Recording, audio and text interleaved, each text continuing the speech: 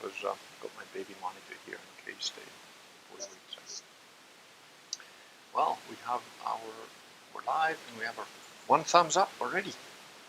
I didn't manage to really tell anybody much that this is going to happen.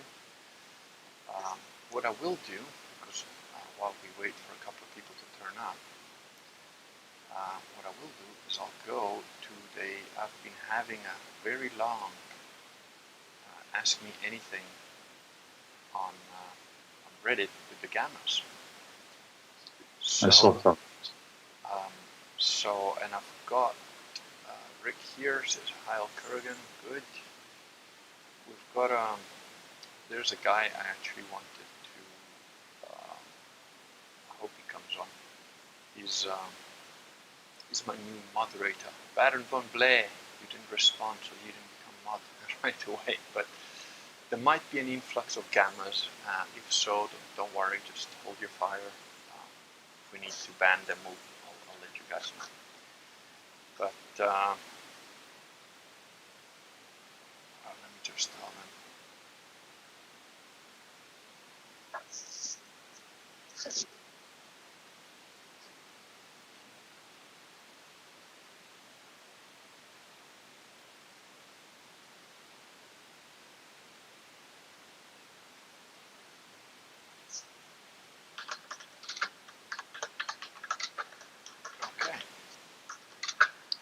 Yeah, I mean, floor is yours. We've got 9 people here, so.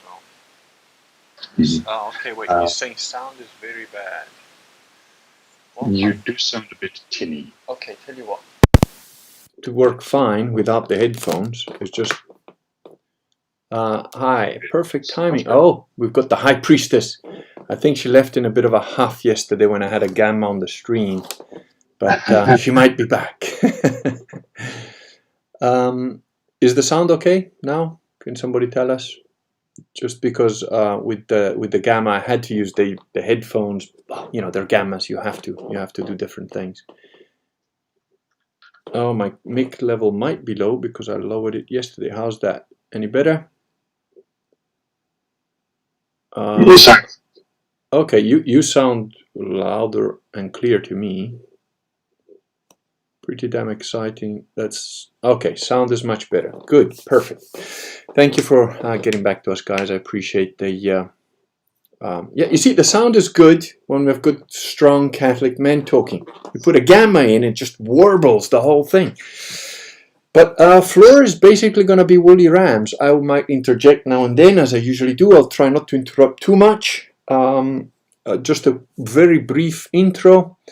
Woolly Ram told me he was going to talk about Catholic marriage and 3D thinking and how the two things sort of interact with each other, which I think is a brilliant topic because I don't know how many of you know, but on the Reddit of the Gamma Secret Kings, I've been doing an extended AMA, which is over 300 comments now, 300 questions and answers. And one of the things that got asked a few times was about, oh, so do you believe like Vox Day about women shouldn't have the vote and that sort of thing? And would you apply this for your own daughters? And I've sort of described my perspective on that, which if you want, I can give it later on or whatever. But yeah, I think Catholic marriage is essentially how things should be. I obviously didn't live that way for a very long time, but it is the correct process for human beings to be happy. So that's it. With that little intro, I will now give the floor over to Woolly Ram, while I drink myself to some kind of slumber, because I haven't slept in a couple of days. Well, now I'm getting feedback. I'm okay here. All right, let's try getting the feedback still. Okay, no, looks like it was a fluke. Anyway, the point is this, and it's not even one point. That's the problem. The more I was thinking about it, the wider and wider it got. To the point that I'm not actually sure when this started, but okay, so this all actually latches straight into Orthodoxy by G.K. Chesterton. Okay. Yeah. Specifically on, which chapter is this? In chapter 3, the suicide of thought. Okay. Well, he starts his whole book by talking about how you should okay, I'm getting all entirely confused here. How do I start this? Okay, all right. I'll try it. So whenever whenever you or I, tell a filthy Protestant to stop thinking in two dimensions or to stop thinking so simply about a subject, we never actually explain to them what 3D thinking is, why it's important, and the fact that it's not a matter of intelligence, it's not even a matter of education, it's a matter of, allowing your perspective to shift around a subject. I actually have done a whole video on that. I think it was number 35, where I explain exactly what I mean by 2D versus 3D. I also call it paradoxical thinking versus binary thinking, which I think is a better descriptor. Listen to that video again, and it's a bit abstract, so I want to try and concretize it. Yeah. Mostly through the degradation of thought that has occurred in the West over the last, I think, 500 years. Yeah. I'm hoping to illuminate Protestants and whoever else is listening, just to how, basically to the offenses that have been perpetrated against them.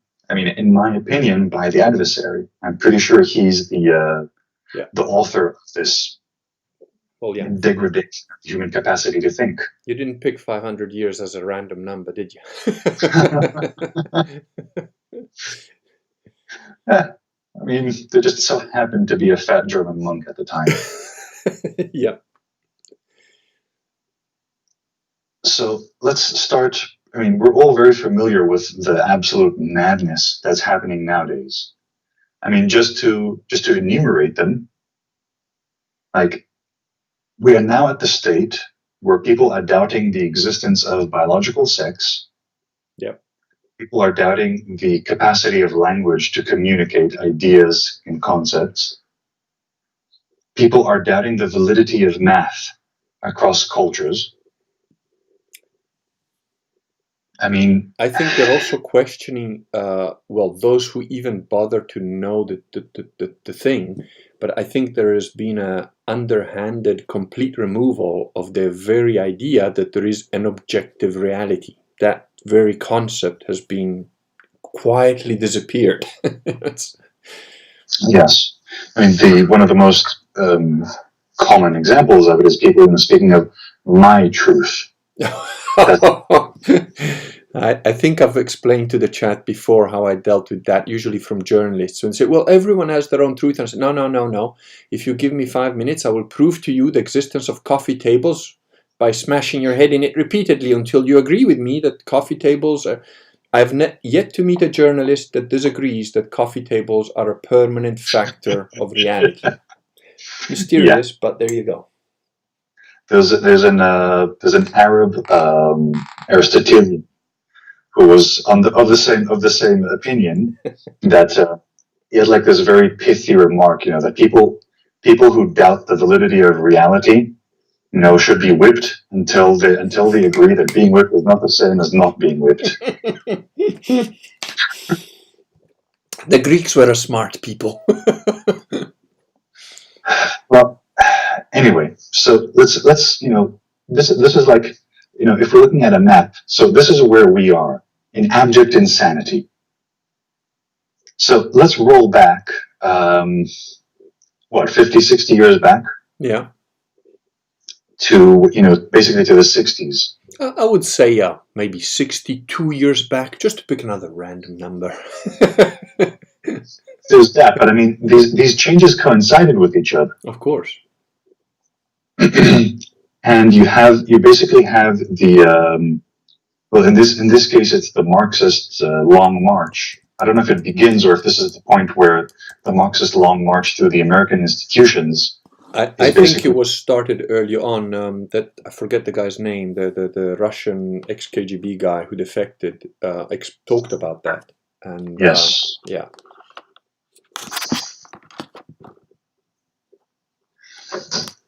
I mean, he actually became a bit of news now in the gaming circles, because one of the videos of him talking has been used in the promotional materials for the newest Call of Duty game. I saw that. That was awesome. That little intro. I was like, yes. Mm-hmm. Now, the Black Ops series has always been very heavy on the conspiracy theory. Yeah. Your screen moved a little bit. You're just on the edge of the just. We don't want to miss that beautiful beard. My phone is just like tilted against the screen of my computer. Anyway, I think appropriately I have Blue Nun. Very good. I'm sorry for my almost homeless behavior by drinking from the bottle when it's cognac. So it's just unforgivable. But Actually, I had the opportunity to. At the first time in my life, I drank cognac. Oh. It was like 2 years back. And thankfully, the man in the liquor store actually guided me to good cognac. Yes. Specifically to SOP Martel. Yes. And that was an experience. Oh, cognac! You can hurt yourself as much as you like. It's one of those things that has no end. I mean, I drank. It was on. I used to do bodyguarding and all that, and one of the guys that his brother-in-law, I did some work for him in London when I just moved here, and I was basically poor and broken, and he invited my then wife and myself out to dinner, and I said, look, I told him, I said, I don't know if I can afford to eat at that place, and he said, no, I invited you, it's on me. And I was like, well, that's very kind, but I felt a bit embarrassed, to accept, but he said, no, you've been a really cool guy, please, it'll be my pleasure. So we went out to dinner, and at the end of the dinner, he offered, a cognac and a cigar. And I said, yeah, okay. And they brought out this little menu, and there was like £150, £300, price on application. I'm a barbarian, I have never seen a POA. I didn't know what that meant. I'd never seen it in a menu before. Like, what does POA mean? I was like, these things are ridiculously priced. And he goes, oh, that just means that if you've got to ask the price, you can't afford it. I was like, oh, okay. And I just laughed. I was like, well, I'll take whatever the cheaper. He goes, no. We are having the best cognac for my friend. Bring the best cognac, whichever the most expensive one you. I was like, fucking hell, dude, please don't. So I don't know what that shot was, but it was over £300. And a cigar equally POA. I got to say, you could tell the difference. I'm not sure. I wouldn't spend that kind of money on a shot of cognac, but, that guy definitely could afford it. So it was nothing to him. But, cognac is awesome. Sorry, I'm at a tangent. I need to shut up. Just let you talk. Well, anyway, so in the 60s, we have, well, not the beginning of the Long March, but I suppose when they felt confident enough to lift their flag, as it were. Yeah. And declare their presence. And that is when you get the beginning of, theologically speaking, it's the moment more or less when the Catholic Church was basically kicked out of its physical holdings. Yep. And in academia, it's when education stopped being a matter of instructing the young to indoctrinating the young. Absolutely correct. Now, we need to go back a bit, I think to about the 1920s, the 1910s. Now, this is more on the military and economic side of things. World War I and World War II, actually, they're both, I think, I'm not sure who does this, but they're basically when the principles of industrialization have been applied to war. Yeah, and essentially, I mean, World War II was essentially a continuation of World War I. Yeah, I mean, there's all the memes about calling World War I and II like basically the European Civil War with friends. Yeah, and I mean, it was from an economical perspective, the continuation is quite clear, put it that way. Yeah. So, and the point is that um, this is a very broad sort of a change happening for humanity. As if you think about it, war before this, Yeah. even though it was still nation against nation, and even if you had modern weapons, It was it wasn't armies meeting in a industrialized. field, yeah. Human life was still treated as life, as something of value. And this is the point where human life in war simply becomes a number. Yeah. It's like one of the end products of this change of mentality is that nowadays at work, like there's what's called human resources. Yeah. It's the mechanization, which is, funnily enough, a topic I also talked about. Essentially, Protestantism is the secularization of Christianity and the mechanization of human beings into making them into like essentially little robot parts. Yeah, there's the expression, what's his face, John C. Wright uses Yeah. about a certain type of atheist who basically says you basically see yourself and other humans as meat robots. Yeah, yeah, which is absurd, of course. Even when I was an atheist, I thought that was an absurd way of looking at things. Yeah, I mean it's a way that if you still have a human heart beating in you, Yeah. even calcified by sin and persistence in sin, Yeah. you should still be offended by being called a meat robot. Yeah, yeah. But we're at the point where people defend their right to be a meat robot. Oh yeah, like Scott Adams is one of them. Anyway, yeah, so if a little bit of background, but maybe that, let's get into the meat of the Catholic marriage, which I think is what most people here are hoping to hear about, probably. Gotcha.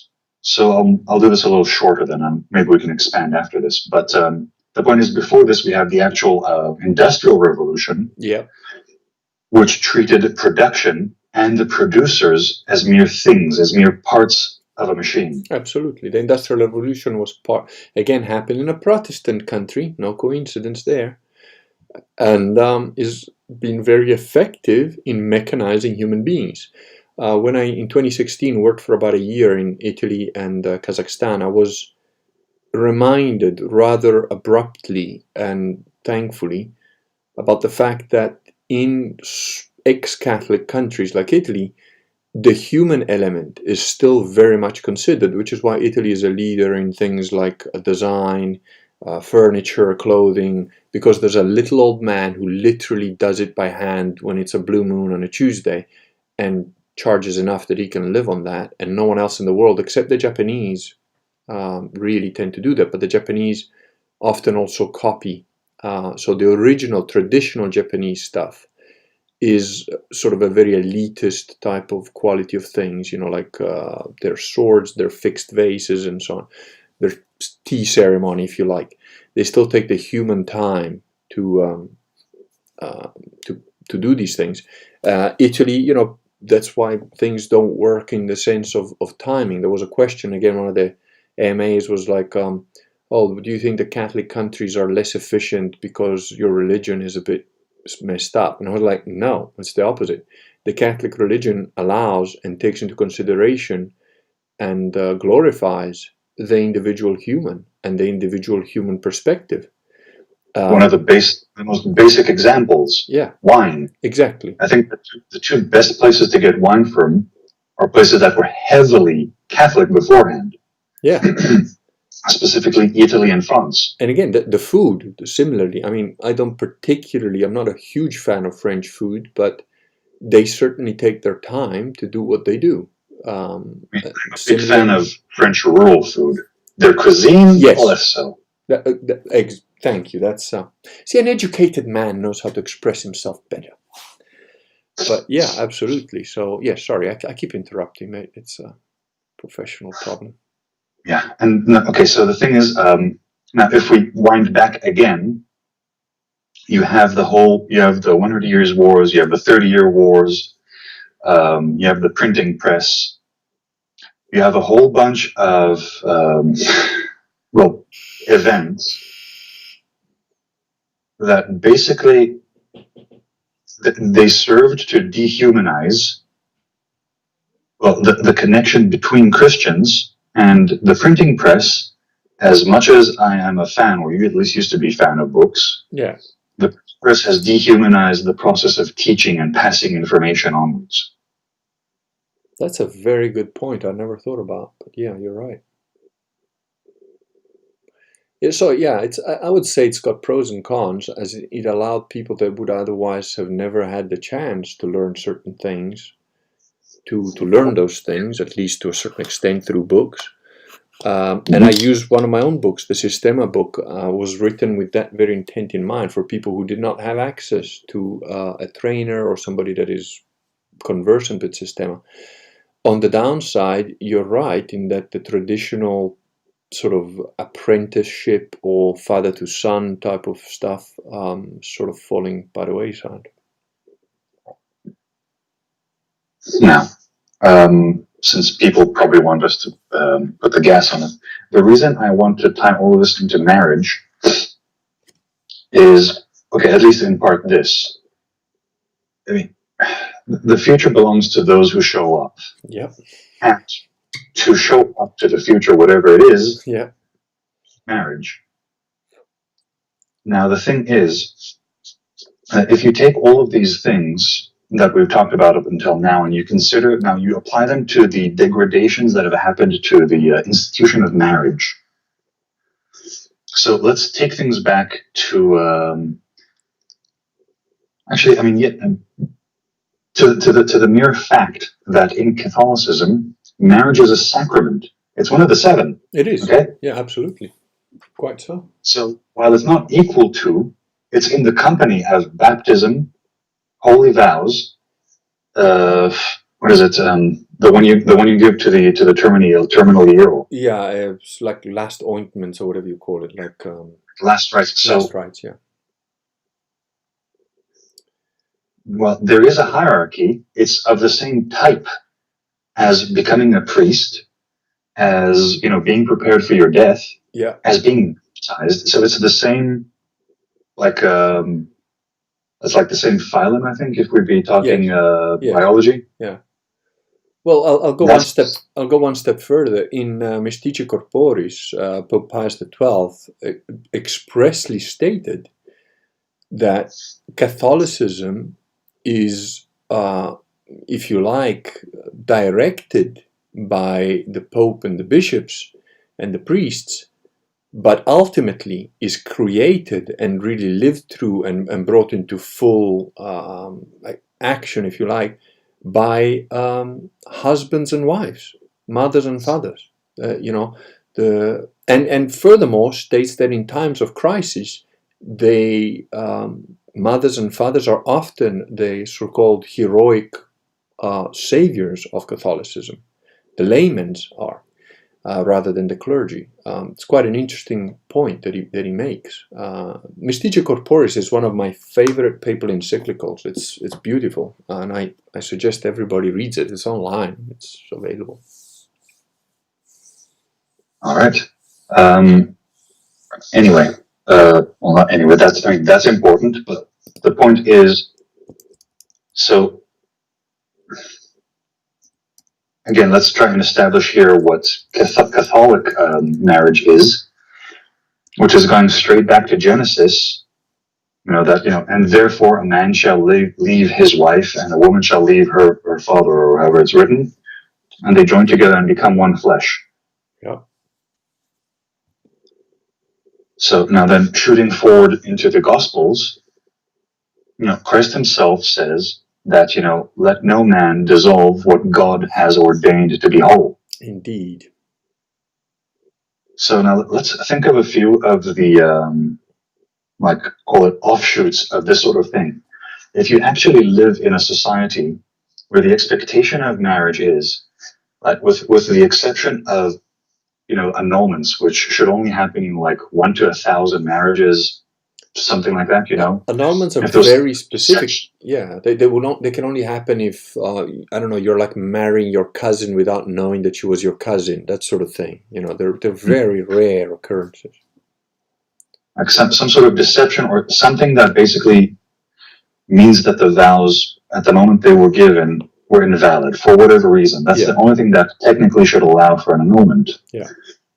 So what this means is that a Catholic husband and wife,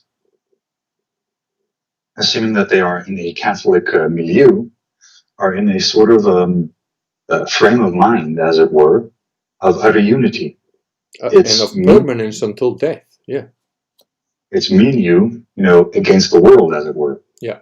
Especially since it's, the world ruled by Satan. Yes.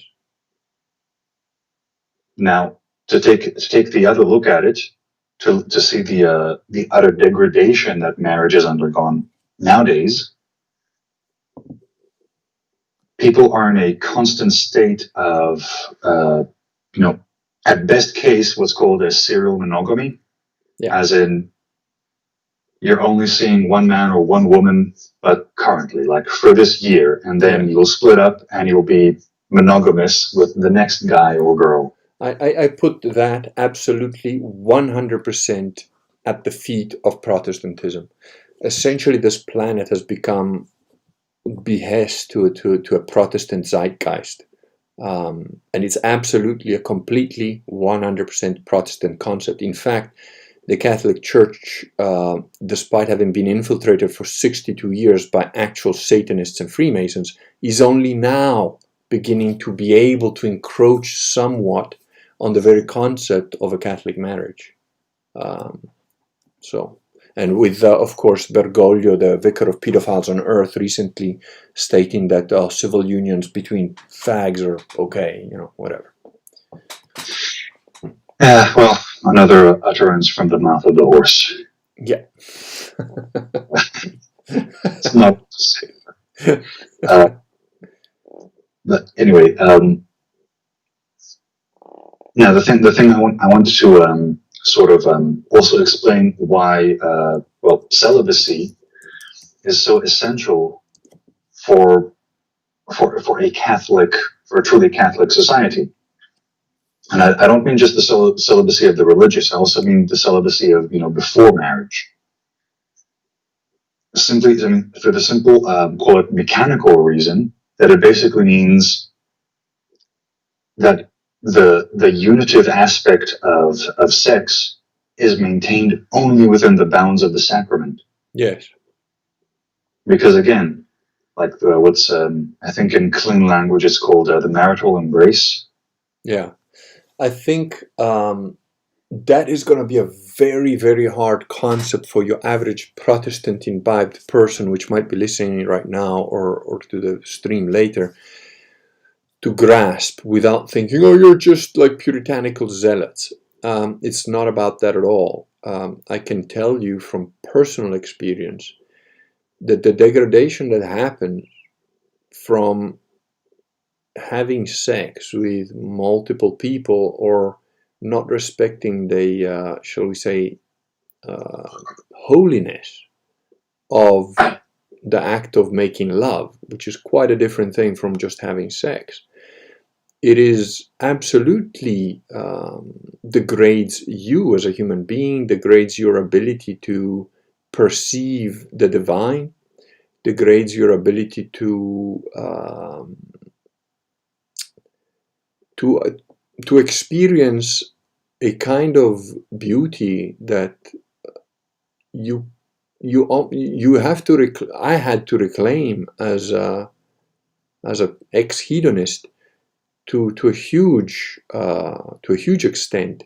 It's the difference between when a child first sees a flower, a rose, never seen a rose, he's now maybe like, let's say 10 years old, never seen flowers, and all of a sudden he sees a rose, and it's like, oh my God, that's so amazing. You could spend the next 3 hours totally engrossed in feeling the texture of the petals, smelling it. It's like, it's amazing. If, however, you've been thrown, rose bushes at you since you were like 2 months old, it's just that thing, that fluffy red thing that comes at me now and then. I can't can't describe enough the difference. And reclaiming that innocence or that ability to perceive the beauty, the truth, the divinity in it is difficult, especially if you've been so, shall we say, desensitized to it.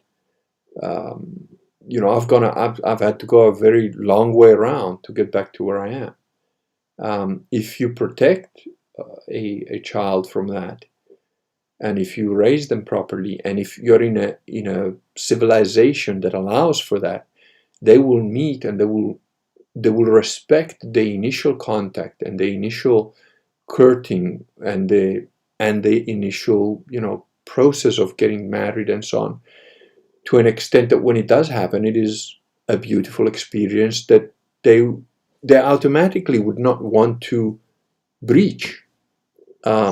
Now, very interestingly, in Protestantism, even if they were raised that way, what invariably happens, and we've seen this quite recently with a lot of so-called famous Protestant pastors or whatever, or preachers of monogamy, that they end up getting married, they end up having sex, and it's absolutely a forced situation. It's not natural. It's artificially imposed on them because it doesn't consider all the other aspects of true Christianity. So it's a box thing where, like, no sex before marriage, and you've got Pornhub shooting at you live 24/7, and you've got every TV, movie, and whatever showing you bullshit, and you have no parameters within which to put all this garbage, this like sewage content that flows at you constantly. You have no training in it. You have no understanding of it. You have no warning about it. So you imbibe this crap, and it's like, but she's got prettier boobs and longer legs, and she does all these disgusting things that you don't want to do, and I want to experience that. And lo and behold, invariably these marriages fall through with all sorts of fetishes, perversion, including like supposedly a straight guy now becomes gay because he's been so blocked that, you can't look at other women. He starts to probably look at gay porn, and that starts to mess with his head. It's really, I can't explain this to Protestants. It's very difficult to explain to somebody who doesn't understand what the hell you're talking about. I remember distinctly the moment where I understood this was by reading the New Testament, Ephesians.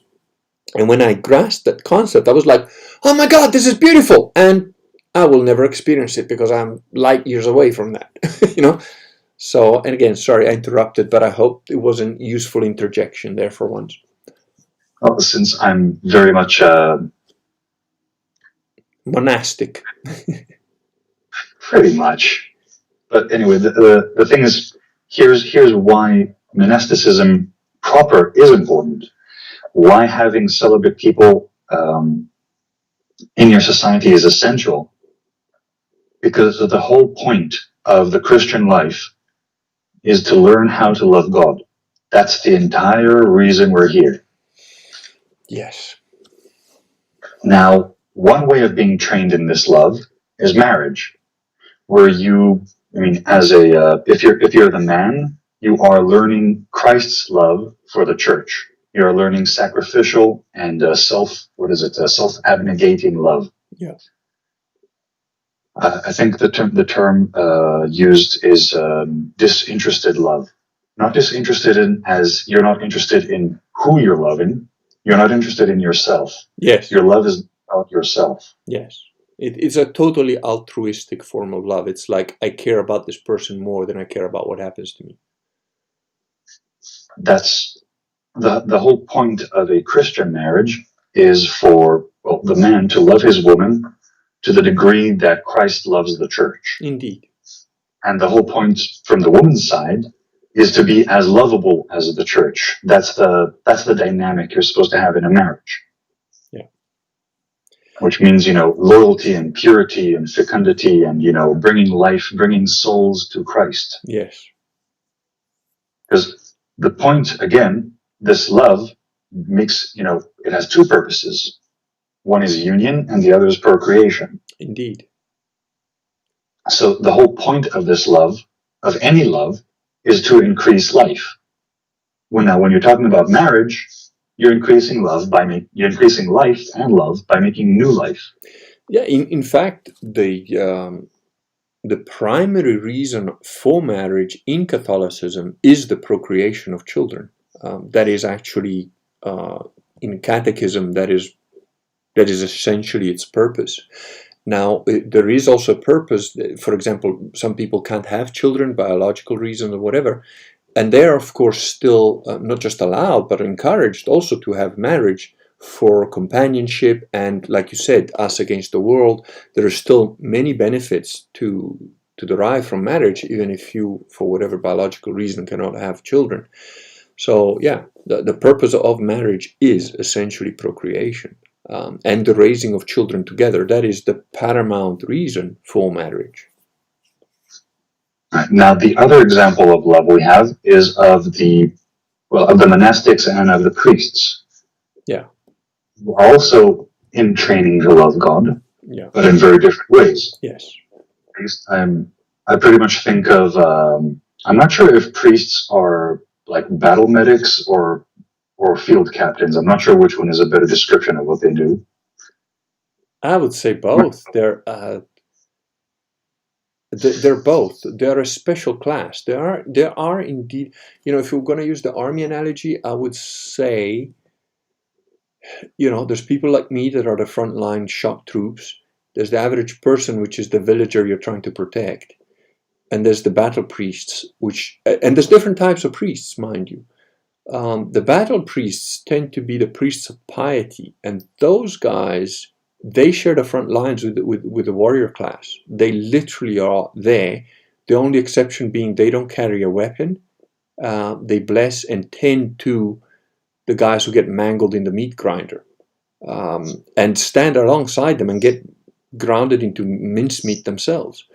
The priests more of power tend to somewhat of the sheepish villages, people to a certain extent, and without being arrogant or trying to, pull water to our well. But I would say that people like yourself and myself, we are at the front leading edge of Catholicism in the sense that we're part of the people that try and hold back the hordes.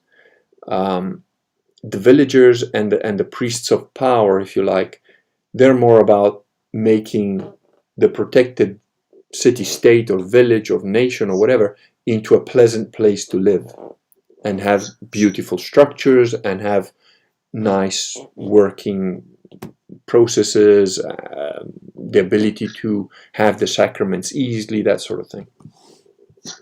All right, so just to continue the whole thing, the way a priest exercises his love is, firstly, a priest is, his whole job is to be a little Christ. His whole job is to be an image of Christ. Yes. That's why he's the only one allowed to perform, Mass. Because he's basically standing there in the place of Christ, giving us his flesh, blood, and divinity. Yeah. And the way a priest exercises love is by basically saving souls. That's your job as a priest. Yes. The sacraments he offers, the teaching, the catechism, the spiritual support, the sacrament of penance. It's all there to maintain souls that already belong to Christ and to bring new ones into the fold. Now, with the monastics, you have a very different duty as a monastic, which, if as someone like you, the warrior class is on the physical front lines, a monastic is supposed to be on the spiritual front lines. Yeah, they're the spiritual warriors of the church. That is exactly how they're described in Catholicism. Monks are the fighters of demons, essentially. And the thing is, if you've ever had even the slightest brush with the darker forces of this world. Oh, I have. I mean, I've had some very brief glancing encounters, and they chill you down to the marrow of your bones. Absolutely. They're extremely dangerous things. They fight in a way that I absolutely despise. It is the peak gamma way of fighting. It is absolutely horrendous. But they're not, they can be quite powerful. And honest to God, no word of a lie or exaggeration or anything. The only thing that I found absolutely protected me at all times was my own faith. Weak and little as it was, and in one instance, the faith of a woman I was seeing at the time, who I respected her perspective on things a lot, just because she knew a lot and because she instinctively followed a kind of a path that most people would assume is completely corrupt, but actually, given her life and what she'd happened, she had a very good connection to the divine, and she actually helped me to see that what was happening was not my own insanity. It was definitely an attack, and it was real, and these things exist, and so on. And at a particular moment when my own faith was particularly weak and I was attacked quite viciously by these things, she gave me enough of a confrontation. Like when somebody is like, fuck, am I losing my mind? And then there's somebody that you trust that tells you, actually, no, because X, Y, and Z, that is real, that happens. And you're like, oh, fuck, actually, that makes sense. And what they said is reliable. So in that moment, when my own, it was budding faith, I was literally hanging on by one hand to the cliff face and tornadoes blowing around me. That person helped me to see it, and since then, that only made me even more strong in my faith.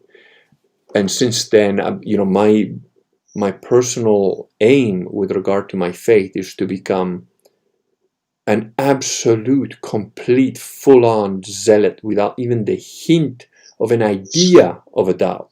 That is genuinely what I'm trying to achieve, because I know that if you do achieve that, first of all, they get scared. So they leave you alone. They do attack you in any way they can, but they can't attack you directly. So they start attacking people you care about and so on. But again, if you become, the way I take it is, every time I get an attack, I just go more. I go harder. Oh, you attack me some more? Guess what? I'm going to write another thick book. Oh, you attack me some more? I'm going to write another simple book that gets a lot of people like thinking. Oh, you attack me some more? Well, I'm going to pray some more. Oh, you attack him more? I'm going to make sure that I go to mass more and spread the word. So it's like, fuck, we better leave that guy alone. He's just setting fire to our campsites all the time. And that is generally the best, as they say, the best defense is a good offense. So it's not wrong. Anyway, the thing is that, after these brushes, on the one hand, after this brush, well, with the devil, all I can say is, I was basically, like, if this is what the devil is, I will adhere to Christ no matter what. There's no, Yep. there was something. It's a somewhat visual imagery, but there's something cold, slimy, almost like black ichor.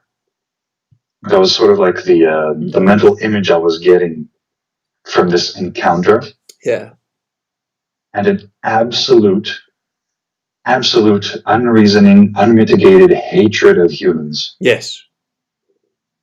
Totally. It's just and an differentiated hate. There was no, like, you're good, so I hate you, you're bad, so I hate you less.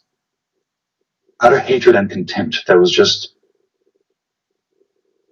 but a cold and almost gelatinous sort of hatred. It was like, just like cold muck. I experienced it as a kind of foggy vileness in one lesser, in the instance that was powerful. It was aggressive, vicious. It was literally the best description I can give. I don't know if you saw a film that I can't remember the name of, with, I think it's from a graphic novel where they've got what they call Valkyries, and like there's these like spirit world where these people take this blue drug, and you've got these things that like kind of have huge claws and they attack you and they look like demonic beings. Well, whoever wrote that script, those things are a very, very clear representation of something that actually I believe exists. And they are very demonic things with these like weird talons and stuff. So I've had various encounters. There's the like general demonic oppression, which is kind of like just weighs you down, tries to like squash you, sort of thing, with like problems, issues, and just things that keep coming at you. There's the generic fog fart that just lingers in the air and tries to like slowly demotivate you, depress you, and just go, well, shit, it's just not right. And then there's this vicious, evil attacks. And I've had experiences another 2 times. Weirdly enough, one of these times was also perceived by a person across the planet that doesn't know me, that I've never met, and that we've only very sporadically had any contact. She's the wife of a guy that I have sporadic, occasional online contacts with. But she took the time to write me this really long thing about, look, I saw this happen. I think maybe I'm crazy, but this is what. And I was like, no, that makes perfect sense because I know exactly what you're talking about. And that was, I can't even describe it. I would say absolutely, it was totally cold. It was ice cold, absolutely total evil. I don't know how else to describe it. And a hatred that is, as you said, cold is the best way to describe it. So I've experienced a gamut of these things. I think they can range depending on the creatures that are activating it. Yeah, well, they are legion. The whole point I was trying to get at is that the only thing that can motivate a man or a woman to willingly go forth and do spiritual battle with these things is a mad, burning love for God. I can't think of anything else that would motivate someone to decide to intentionally say, I'm going to spend my life in prayer, contemplation, and penance to directly fight this thing. Well, that's the thing. Monastics, I was just thinking, like people like myself, we're essentially reactive.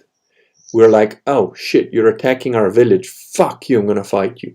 Guys like you're more, the monastics are more, they're like, nah, I'm gonna take the fight to them. I'm not gonna wait for them to attack us. I'm gonna start just infiltrating their camp and go deep into the woods where nobody else goes, and then I'm gonna set up my camp there and set fire to the shit. This was actually from Rachel Fulton Brown. Yeah. I don't recall which one it was, but she was talking about how the monastics, like the first ones, were basically the fathers in the desert. Yes. They specifically went out to the desert because that was the abode of devils. Yeah. And all they did was, they'd weave baskets or carpets or carved little crosses and pray the psalms. They'd pray the entire psalms every day. Not just that, but the initial Benedictine monks and those type of guys, and around the 4th century or so, 4th, 5th century, they were at the time thought of as completely crazy freaks that, oh wow, you guys aren't going to change shit, and they changed the world, so. And anyway, so to try and bring this all together, the point of Christian civilization is to have, this is from the basic creed. Okay, I believe in the Holy Spirit, the Catholic Church, the communion of saints. Yes, it's an essential part. It's one of the basic parts of the creed. If you pray your daily rosary, you say it at least once a day, and it's the concluding sentence. Yep. So now, what is this communion of saints? What is? You can actually probably top this better than I can. The meaning of the word communion, well, Catholicism is used rather widely. It's got different levels, isn't it? Because there is the communion that you have within your marriage. There's the communion that you have within Holy Mass. There's the communion that you have within a Catholic community. There is the communion that you have with the saints that have passed on from this life, which I think Chesterton puts very extremely well when he says, well, as Catholics, we don't differentiate between the living and the dead. They're all still here, they're all still about. Which, of course, the Protestants freak out whenever you bring that up. Oh, that's necromancy. It's like, do you believe in an afterlife or not? It's like, what goes on in the little compartmentalized brain that you've got in there? From what I can see, it's a matter of putting things in different compartments. But Protestants do seem to think, they think that the afterlife has no contact with this life. Yeah. That, it's absurd. It's absolutely absurd. There have been Catholic saints throughout the ages, extremely religious people. I've got a book about one that a lady who used to clean my house, she's Bulgarian, and she gave it to me as when we had to part ways, I gave her a nice bonus, and she brought me this book about one of the well-known Catholic saints of Bulgaria. I forget her name because I'm terrible with names. This lady was consulted with by popes, by heads of state, and she was absolutely one of these, a mystic, and hardcore Catholic. And of course, she communed with the dead. You have to be careful. If you're going to take a Ouija board and start doing crap like that, then you're going to communicate with a whole different type of creature, being, whatever you want to call it. But I have had communications from the dead. I don't care if people think I'm crazy or whatever, but I have had communications that I can even objectively, to a certain extent, prove. A very good friend of mine who I trained with, and she was a lesbian at the time. I certainly wasn't Catholic at this point in time, but she was a nice, really good person. She even made fun of homosexuals, by the way, thinking that they were saying out loud that they're just perverts, and I'm like, okay, how the fuck does that work when you're one of them, But she was quite objective. Anyway, she died in a car crash with her /wife, pretend wife, whatever. I got a message. I had met this woman once for literally 30 seconds at an airport. I had no idea that they were married, that they had any kind of long-lasting relationship, because this girl was like a guy. She changed girlfriend every week or whatever. And this was 5 years before. I certainly didn't remember her name or anything like that. But I got a very clear message of listen, you have to go to this person, you have to tell them X, Y, and Z, and blah, blah, blah. And I went back to that country for other reasons, but I communicated with my karate instructor and I said, listen, I got a really weird message and I don't know what the hell it means. And, he's Greek, so quite superstitious and sort of orthodox in his ways. And he was like, yeah, that makes perfect sense. This is the person, this is her name, this is her number, but I don't want to know any of that shit. You're weird. Don't talk to me about that stuff because I'm scared. I don't know what it means. And this is a guy who fought criminals as his job. Okay. And I met this lady.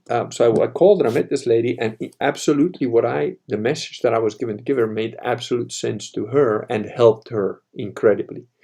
So, that is an objective thing that I can actually prove to a certain extent. But I've had many other communications that I can't prove that are supposedly subjective, but that are objective for me because they had consequences that are real. And yes, I have also had the infiltration by forces that were not, people that are passed on, but were something else pretending or whatever. But they didn't really affect me. I don't consider those things very dangerous for me. They're absolutely dangerous for the average person.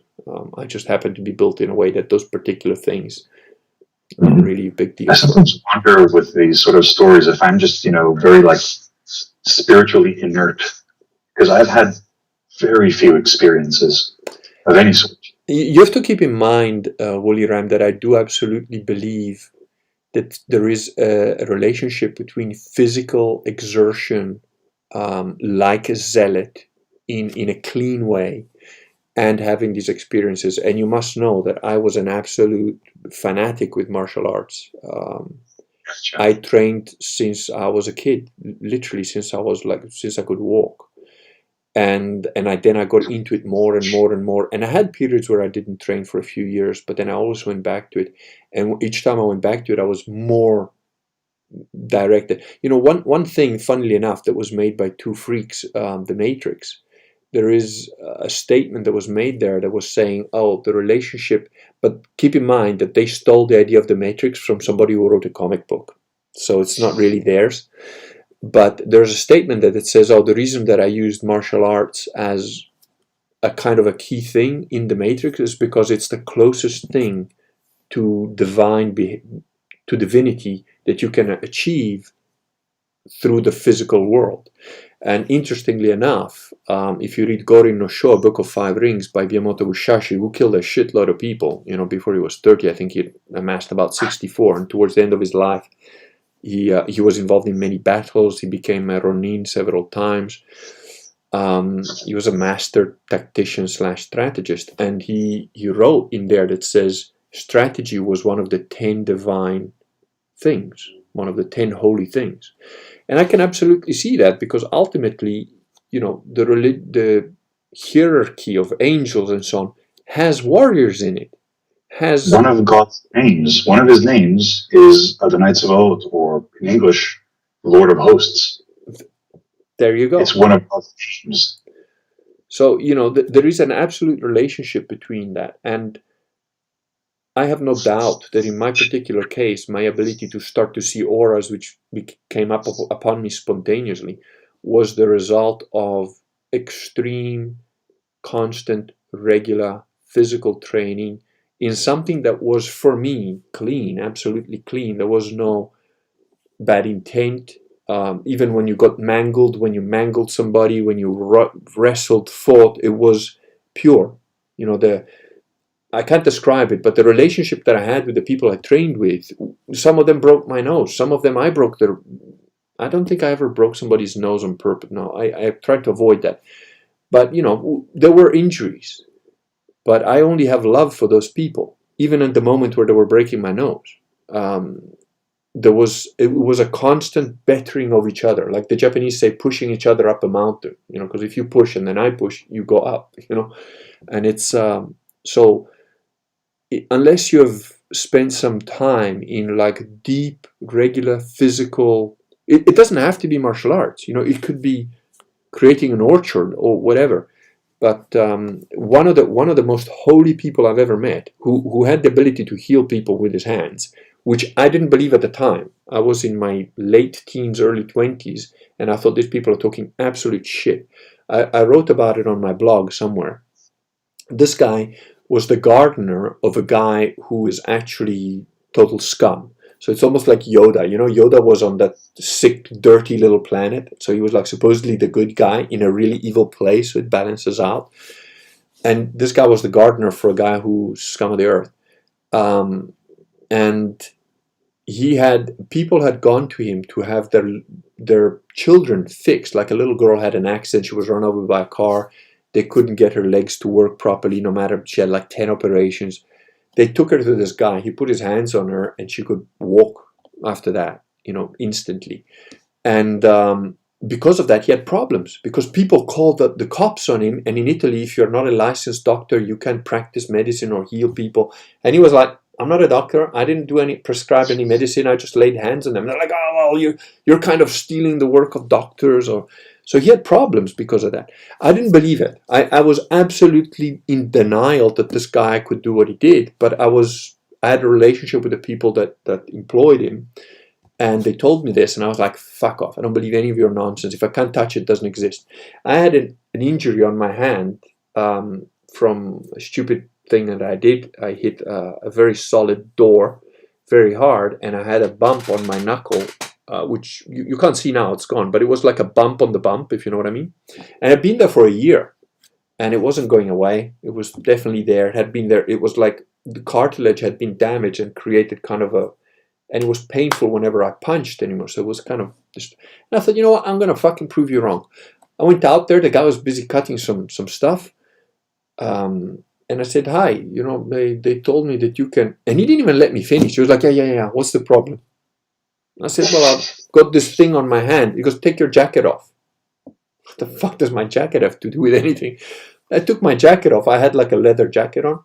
Took my jacket off. He grabbed my wrist with his left hand. With his right hand, he put it up underneath my my arm here, and he like grabbed something and he just like squeezed it, and it felt like like a jolt, like he'd like unclipped my tendon that was stuck somehow. That's the only way I can describe it. And I was like, what the hell? And I looked, and the bump was like 1/10 of what it was. And he goes, yeah, don't worry about that. It'll go away afterwards in about a day. And then he turned around, and I was like, what the fuck? I've had this for a year. It's gone. I was like, well, thank you. And he was like, he didn't even accept my thanks. He was just like, yeah, fuck off. So like, I'm busy. I'm cutting plants. I was like, geez, And that was one of the first instances where I realized, well, I was totally fucking wrong there. I mean, and this guy was, I was very stupid at the time, young, and I wasn't living, I was passing through, and I was living in England. So I didn't delve into this deeper at the time, which I regret. Of course, he's passed on now. Well, but later, years later, I was there again, and I wanted to, thank him. He passed on already, but I wanted to thank his family and let them know. And then when I walked into their little apartment, it was covered in pictures of of Mary, of Jesus, of some of the saints. They had their own little altar in the corner. They were an extremely pious family. And again, I think that guy worked with his hands all his life. And as a result of that, he could fix things. I don't know how else to explain it. But yeah, if you want to have more of those experiences, I strongly suggest do some physical stuff that's regular. Gotcha. I'm not actually sure I want more experiences of these sort, but you want to be a monk, you got to fight them. You got to train. True. But we'll have to see. We'll have to see about that once I actually get baptized. But let's try and pull this into something a little more coherent. So that's, at least this is somehow trying to present, as it were, a community that has love in its core. Yeah. So I want to go back a bit and exemplify the various maledictions of modern thought. So one very simple one is this. Nowadays, when you want to say that someone is very smart, you say that he has a mind like a supercomputer. Yeah.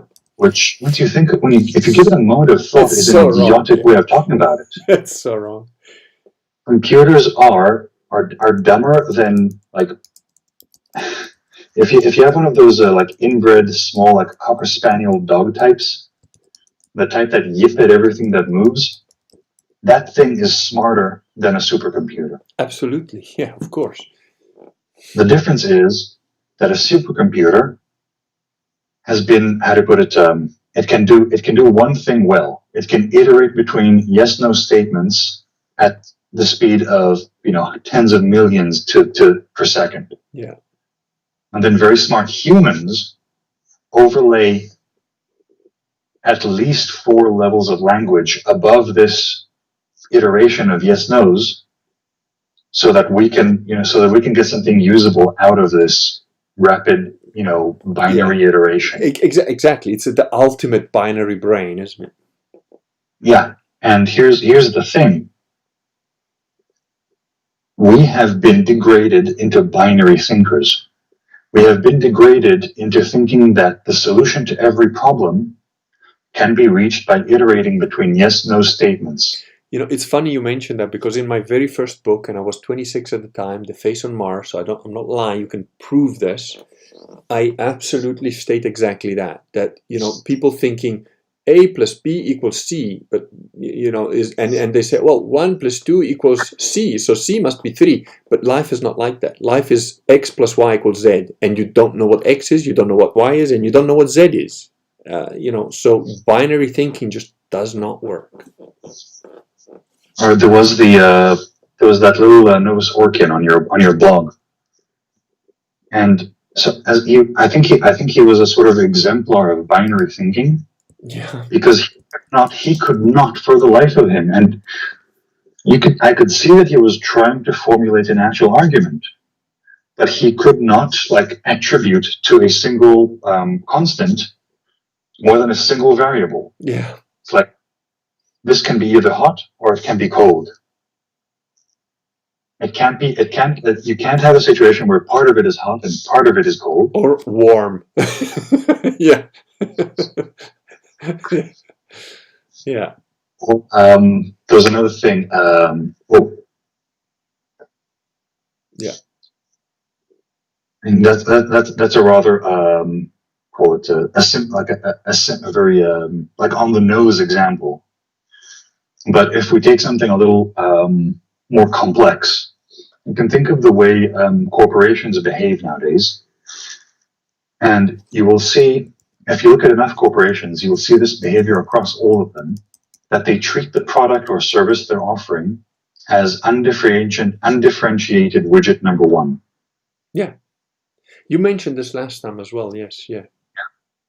And it's just something that every now and then comes to thought again, because I'm seeing it happening again and again and again and again. This desire to utterly simplify and reduce all variables. So you have companies trying to make everything from soy. You have companies trying to make everything from corn. Yeah, you mentioned that. Yeah, it's disgusting. Yeah, you're right. As far as food goes, yes, it's absolutely disgusting. But what I find more disgusting is the mindset.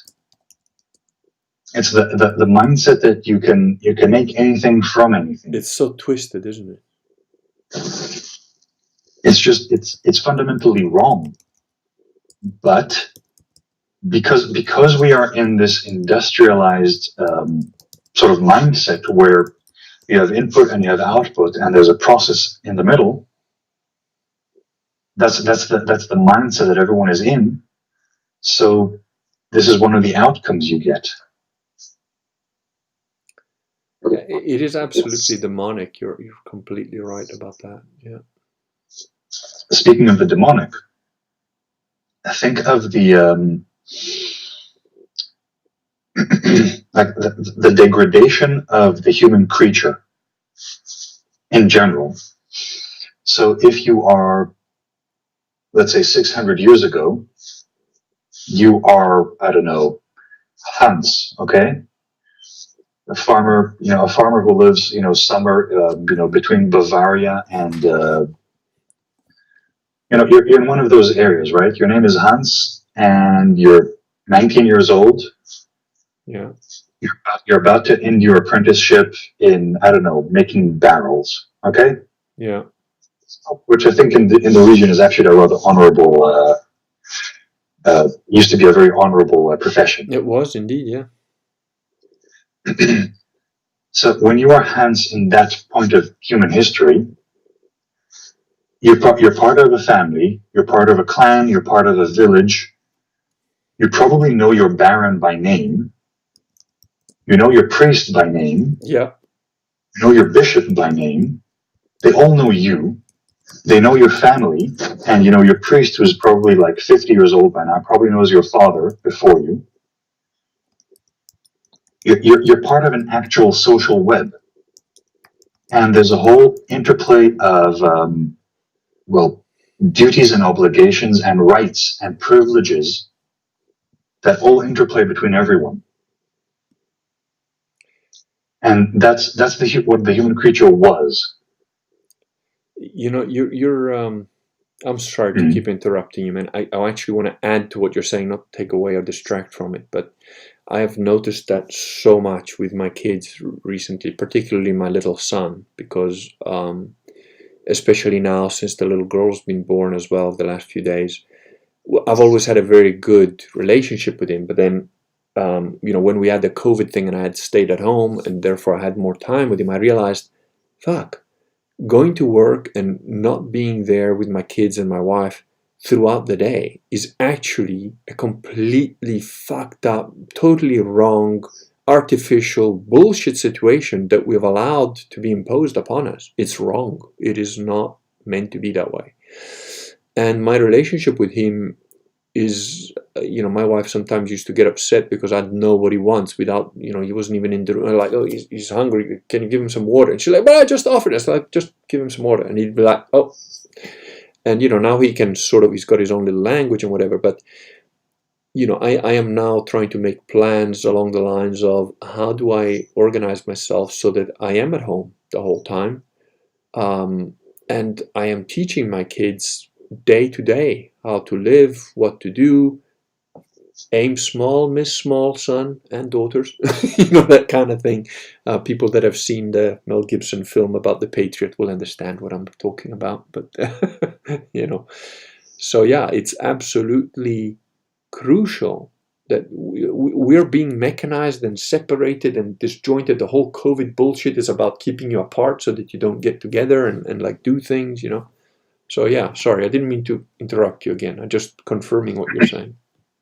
Now, I'm not trying here to romanticize the past or pine at some sort of unindustrialized, utopia. No, I agree with you. Yeah. That's not the goal here. The thing is, this atomized, this overly separated existence we live now in is not a necessity. No. Even in an industrialized society, especially the sort of society we have now, you can have a much more dispersed and communal sort of living, especially with the internet and, with like we call it modular, small-scale nuclear power plants. Yes. You could easily have, let's say, on the United States, instead of having those like megacity 1 and 2, New York and Los Angeles, you can have all that population spread across the entire continent. Yeah. In small communities, cities no larger than 1 million, with a whole bunch of little communities dotted around. I would say that 1 million is too big. I think that a city-state should probably be no more than 150,000 people at most. That would be a big city-state, and I think that should be the limit. You can argue the numbers, yeah. But the point stands. Yeah. The point is, we have the technology to make this much healthier, much more dispersed way of living. It's like even here in Israel, which and Israel, if you look at it on a map, it's tiny. Is the size of a county. Yeah. It's like in the UK, it's a county. In the United States, it's like a borough. Yeah. And everyone is trying to live in like these 2.5 square kilometers in the center of Tel Aviv. It's just, yeah. Why? Yeah. But saying that, I live in London right now. I'm in the process of possibly changing that at some point. But again, I also don't live in actual London. I live sort of on the outskirts of it, where there's a bit more greenery, a bit more parks and stuff. But overall, if you look, England started the Industrial Revolution, and England is essentially mechanized throughout. It doesn't have the kind of mountain ranges, rivers, gorges, or whatever that Italy, for example, has. So it's a pretty, rolling hills type country, and they've made all of it pretty much look like all of it. Which I think is kind of sad, because English forests are one of my favorite places on earth. They used to be awesome, and the few that are left are still incredible. Why did they chop them all down to fucking farm sheep? Good God. Anyway, now the thing is that this Hans, as you roll forward through the ages, yeah. After the Protestant rebellion, he loses his priest and bishop. And after the degradation of the nobility, he loses his personal contact with his ruler. Think about it, that, throw away the image you have of like the Baron being like a distant and unknown person. Yeah. The Baron was basically like your dad's employer and your grandfather's employer before him. And the Baron's father was the employer of your great-grandfather. Yeah. And you knew each other. You called him sir, or you called him. There was probably a specific honorific that you gave the Baron. Yeah. But he was someone you knew personally, and if something was wrong, let's say, hands to the barrel maker, and he's like, we're not getting enough, iron hoops to make barrels. It's something that you had the right to take to your Baron. Yeah. And discuss, and actually get an answer. And you could tell, there's bandits, there's been flooding. Yeah, and of course, it depends on the Baron, because you had asshole Barons and you had good Barons. But, if it was a good Baron, the people thrived and they were happy. But the thing is that you had a right to demand an answer. Yeah. You might not get it, again, because humans. Yeah.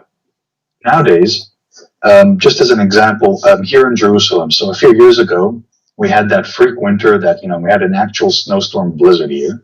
In a mesa overlooking two deserts, we had a blizzard. Yeah.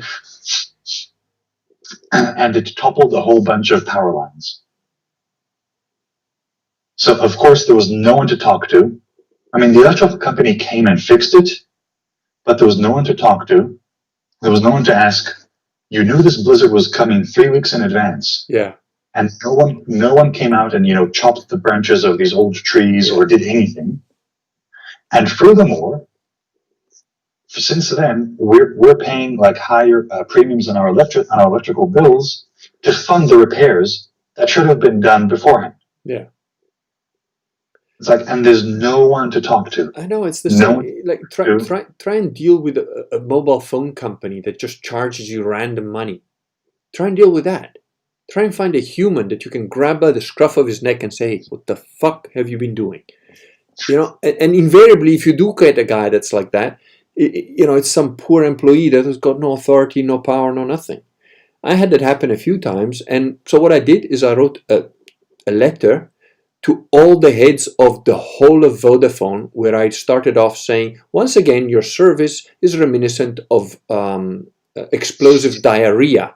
And I ended off with, I sincerely hope that you all get a virulent cancer of the anus.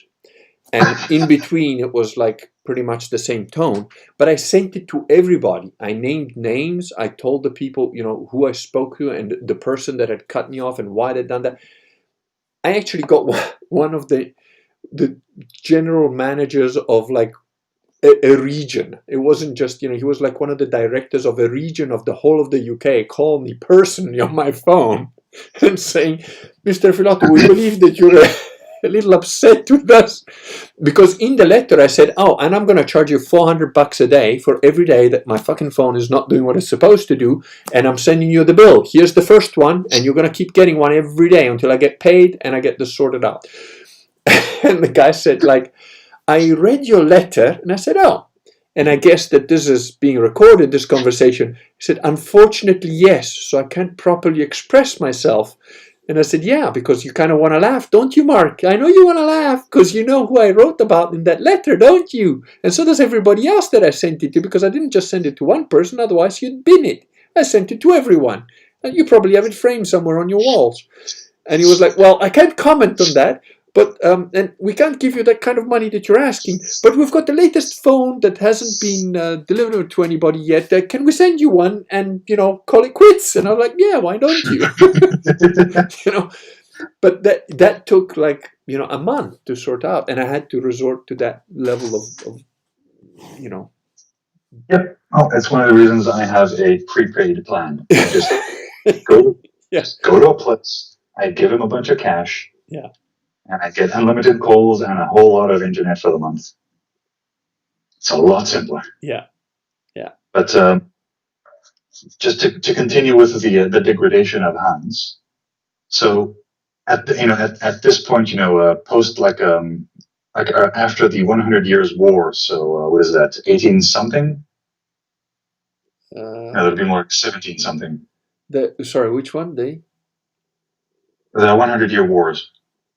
I don't know. I really wish I was better with dates. But anyway, the point is that level after level, our Hans here, which is basically a stand-in for us, Yeah. has all contact with the clergy and his ruling class stripped away from him. He has none of that left. So what he's left with is his family, clan, and tribe, as it were. Yeah.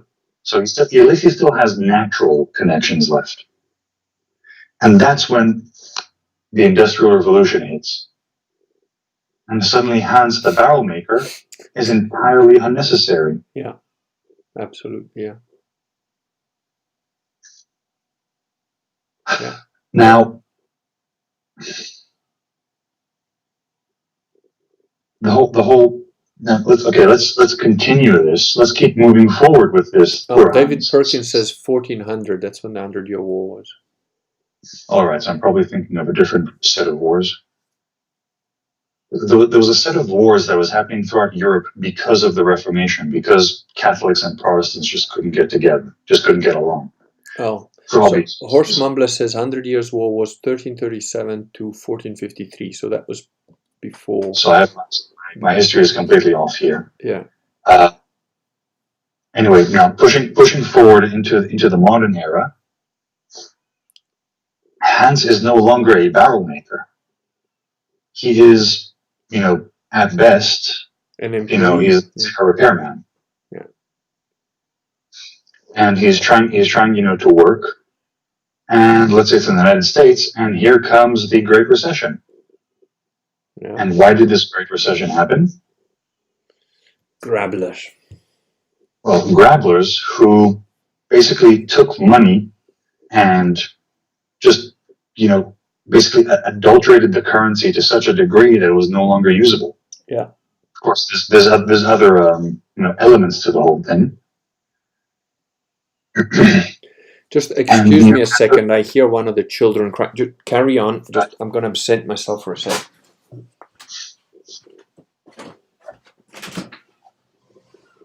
So as this whole, let's actually look at chat. But as this whole thing, as it were, comes to a sort of end, with us today, we're basically living alone or with our very near family. We have no real community. We have no way to hold our our betters to account, except for voting, and God alone knows, how effective voting actually is.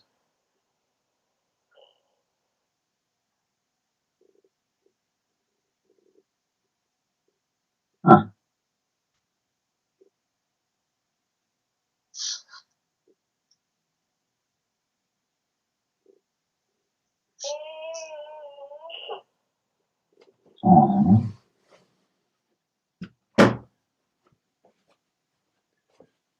Oh, I'm back, and he's on the phone. Oh, sorry about that, but oh no. Oh, geez, the other guy woke up now. No, carry on. I'm going to be a few minutes. Just please go ahead, and just to bring you back to the Catholic marriage. I don't know how this all ties in with that, but...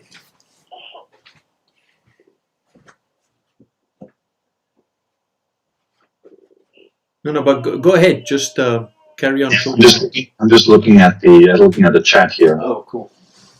So let's see. Everyone that putteth away his wife and marrieth another committeth adultery. Yes, that's from Thomas Shioni. Yeah. Well, for in the resurrection they shall neither marry nor be married, but shall be as the angels of God in heaven. It's an interesting point about. It's one of the few points of information we do have about the kingdom to come.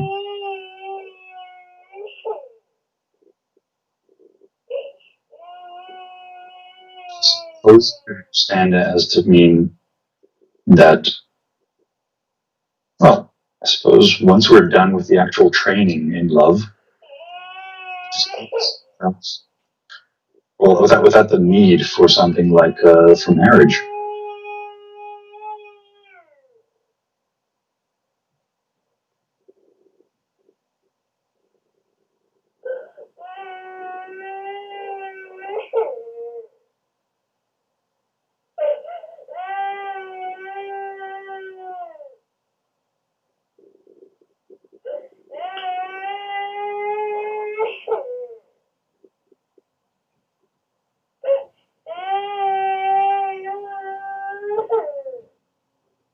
Hey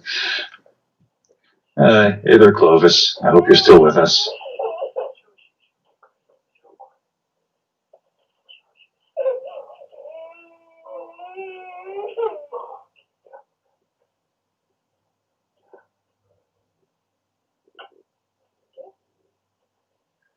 Uh, any gammas you're thinking?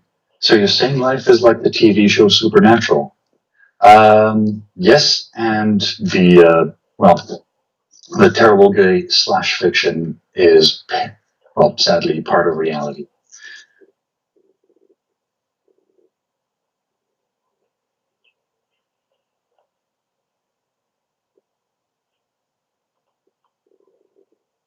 Hmm.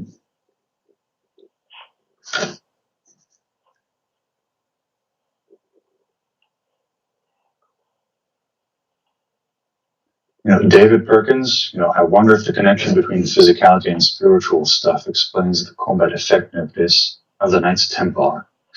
Those guys were amazing. Yes, there's an obvious connection here. It's actually something, I don't know if I want to wait for the Kurgan to return, but I also would like to touch on the overwhelming materialism that has been, well, more or less forced on us, which is why it's one of the many degradations that has been foisted on us. The way we think and conceptualize everything nowadays is entirely materialistic, and it harms us deeply.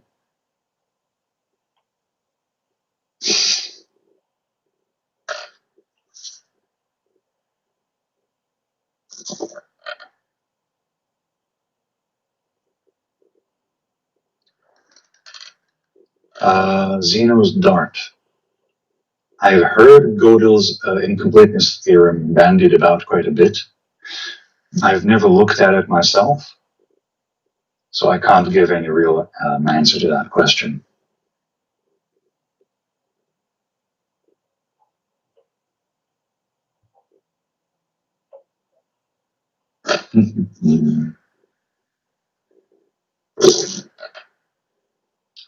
Horsemumbler. If A, then B. If B, therefore C. Yes. The thing is, this is actually a very important point that G.K. Chesterton makes in Orthodoxy, that the whole edifice of faith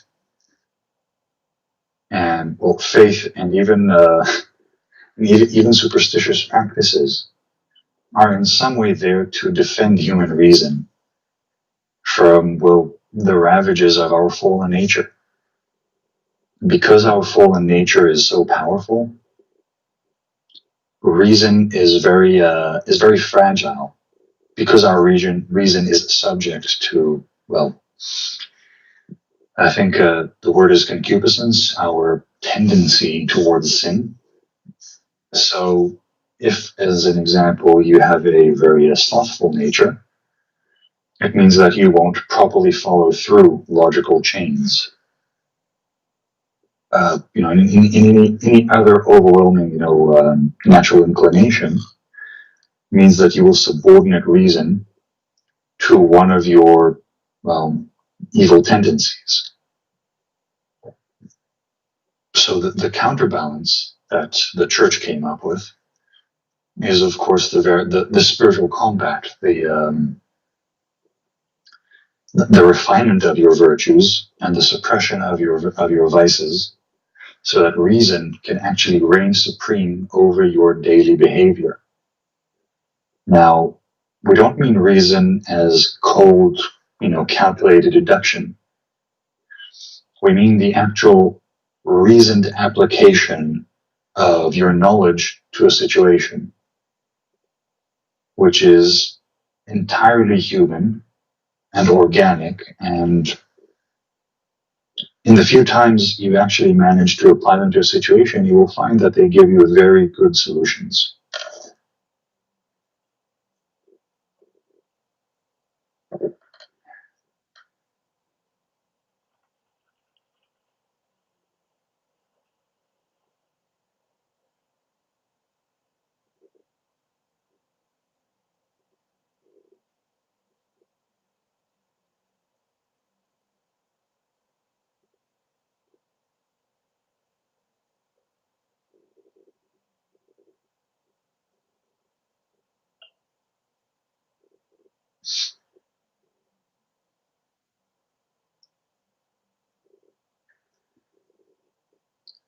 Gotcha. All right. Thank you, Horse Mumbler and Dances with Logos, for the correction about the 100-year war and the 30-year war.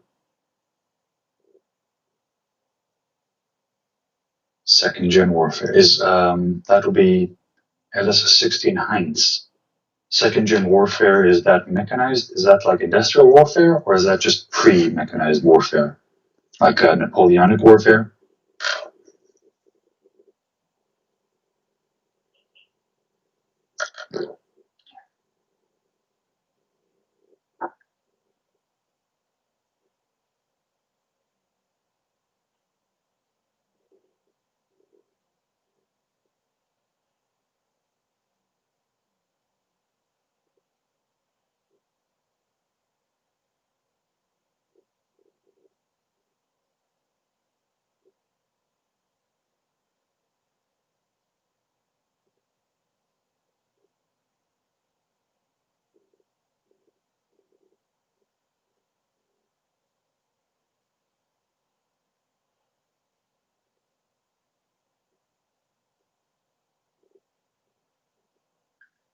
Jordan James, I am not familiar with Saint Bernard of Clairvaux.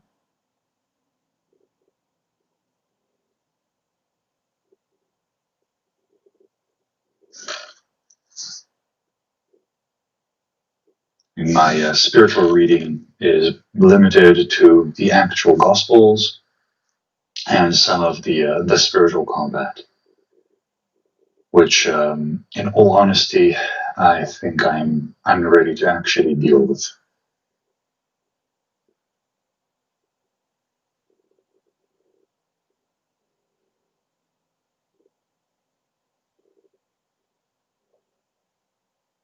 Zeno's Dart, thank you for the explanation of Gödel's theorem.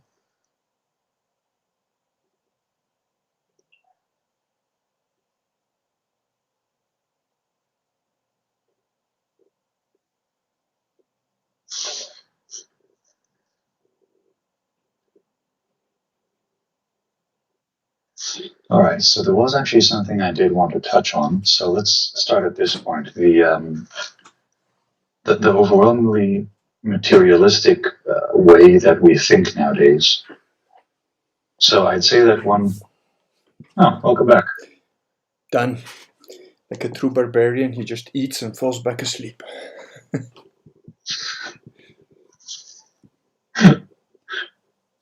You know what? There was actually Jordan James. Thank you. That's Saint Bernard of Clairvaux. All right. All right. So there was actually something I wanted to ask you. It's a sort of a formulation I was having in mind. Part of the degradation of man is that the way we treat human beings nowadays is of creatures of need, when in fact we are creatures of desire. That's probably not a very good formulation of it, but the point is that a human can be highly motivated by something he wants, and a lot less motivated by mere need. But people seem to talk constantly about what people need, as in food, shelter, power, and all that, but never about what people want.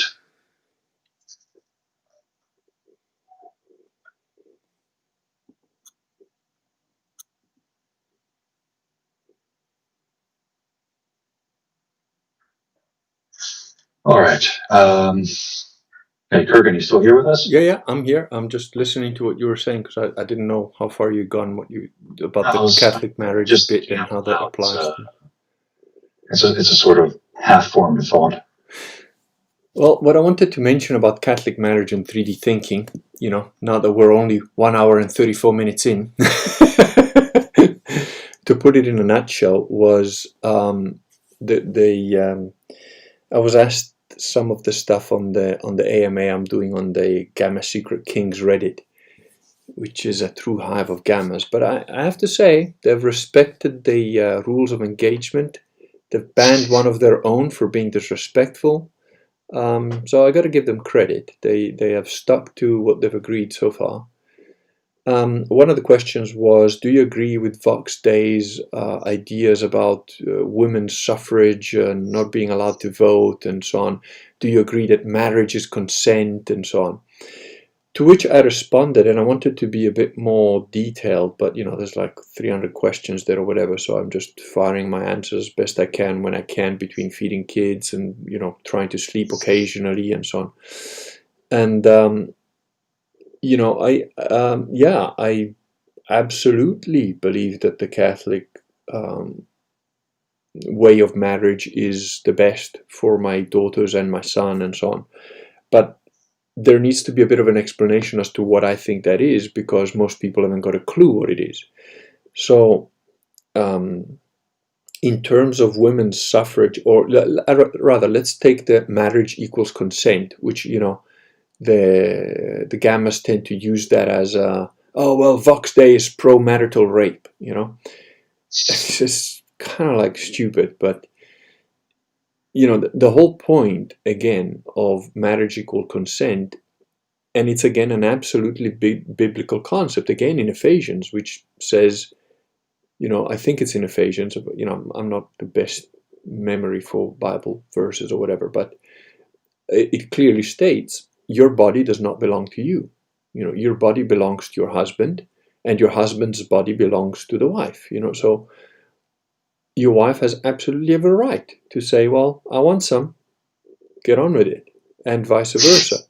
But now that doesn't mean that it's like, your wife is sick, she gave birth 3 weeks ago, she's got a flu, and you're like, wow, I want some, get down to it. That's not love. That is not. The whole point of a marriage is you have found the person that you absolutely trust, with your body, with your finances, with everything. You are a unit against the world, as you said. And at the same time, the whole, and I must admit, I've never really come across this very much with women.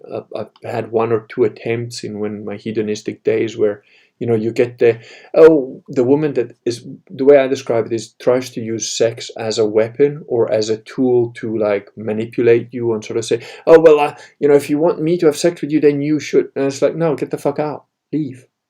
I can have sex with whichever, a number of women that I can call up right now that will just run to be here. So if that's the way you want to play, go. I don't need you. I don't need to have sex with you. I've got another 10 waiting in the line, So, and but generally I've never come across that, and I've generally just never sort of spent any time with women that are the type that go like, oh, I have a headache tonight, The overwhelming majority of women that I spent time with were as eager to get in bed with me as I was to get in bed with them. Some of them even more eager than I was, to be perfectly blunt, because they really wanted to get a hold of me. And while I enjoyed their company at certain times, I didn't necessarily want it to become anything more. And they thought that like, the more I do, the more he will more likely be to stay with me. And it's like, nah, that's not really how I work. But so you wanted to say something? Go for it. Yeah, I want actually the whole this whole line of questioning about marriage. Whether a husband or wife can just demand sex from the other one It's when they're sick, mechanistic or again. when Yeah. it's a absolutely retarded and vile way of thinking of marital relations. Yes, of the person that you're spending the rest of your life with. I mean, like, what? Say she does really have a headache. Do you really want to impose yourself on that? That's just fucking monstrous. If your husband has a headache, what you do is you offer to massage their neck. Exactly. And then you have the sex, which naturally leads into it. Oh, you're off camera again, yeah. I'm not. I'm no expert on these subjects. I mean, no, but I've had situations where I remember one particular instance just came to mind where I was literally quite sick. I had a fever and stuff, I don't respond well to fevers. You know, I'll take a broken bone, no problem, but a slight fever like knocks me the fuck out. And wasn't anything serious, but I did have a fever, and I was at the time with a lady that was looking after me, but we knew that we were like, you know, I was only going to be in that location for a couple more days or whatever, and she was like, put me to bed, gave me hot soup, whatever, you know, she did all the right things. And then she said, well, I guess you're too sick for anything else. And I was like, what are you talking about? Still breathing, you know? And even if I wasn't breathing, you know, there's rigor mortis, you could still have a go with that, you know? So,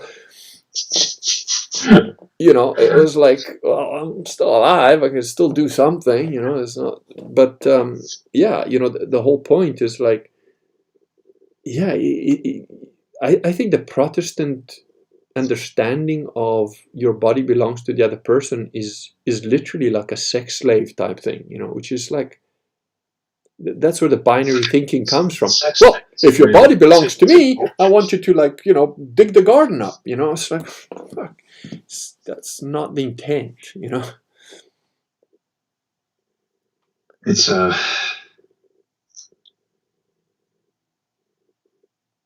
actually, I think it actually ties into the next point, which I wanted to get at, was the materialistic tendency of our thought today. So, as a small example, Yeah. I actually noticed this when reading through the AMA you did. You've been reading.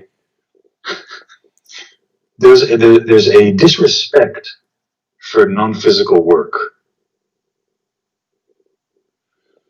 Okay, what was that brought that up to mind? It's in general, like, for instance, the attitude that these people have to the work that Vox does. Oh, yeah. I think that's to work with his hands. It's largely because they don't understand it, to be perfectly honest.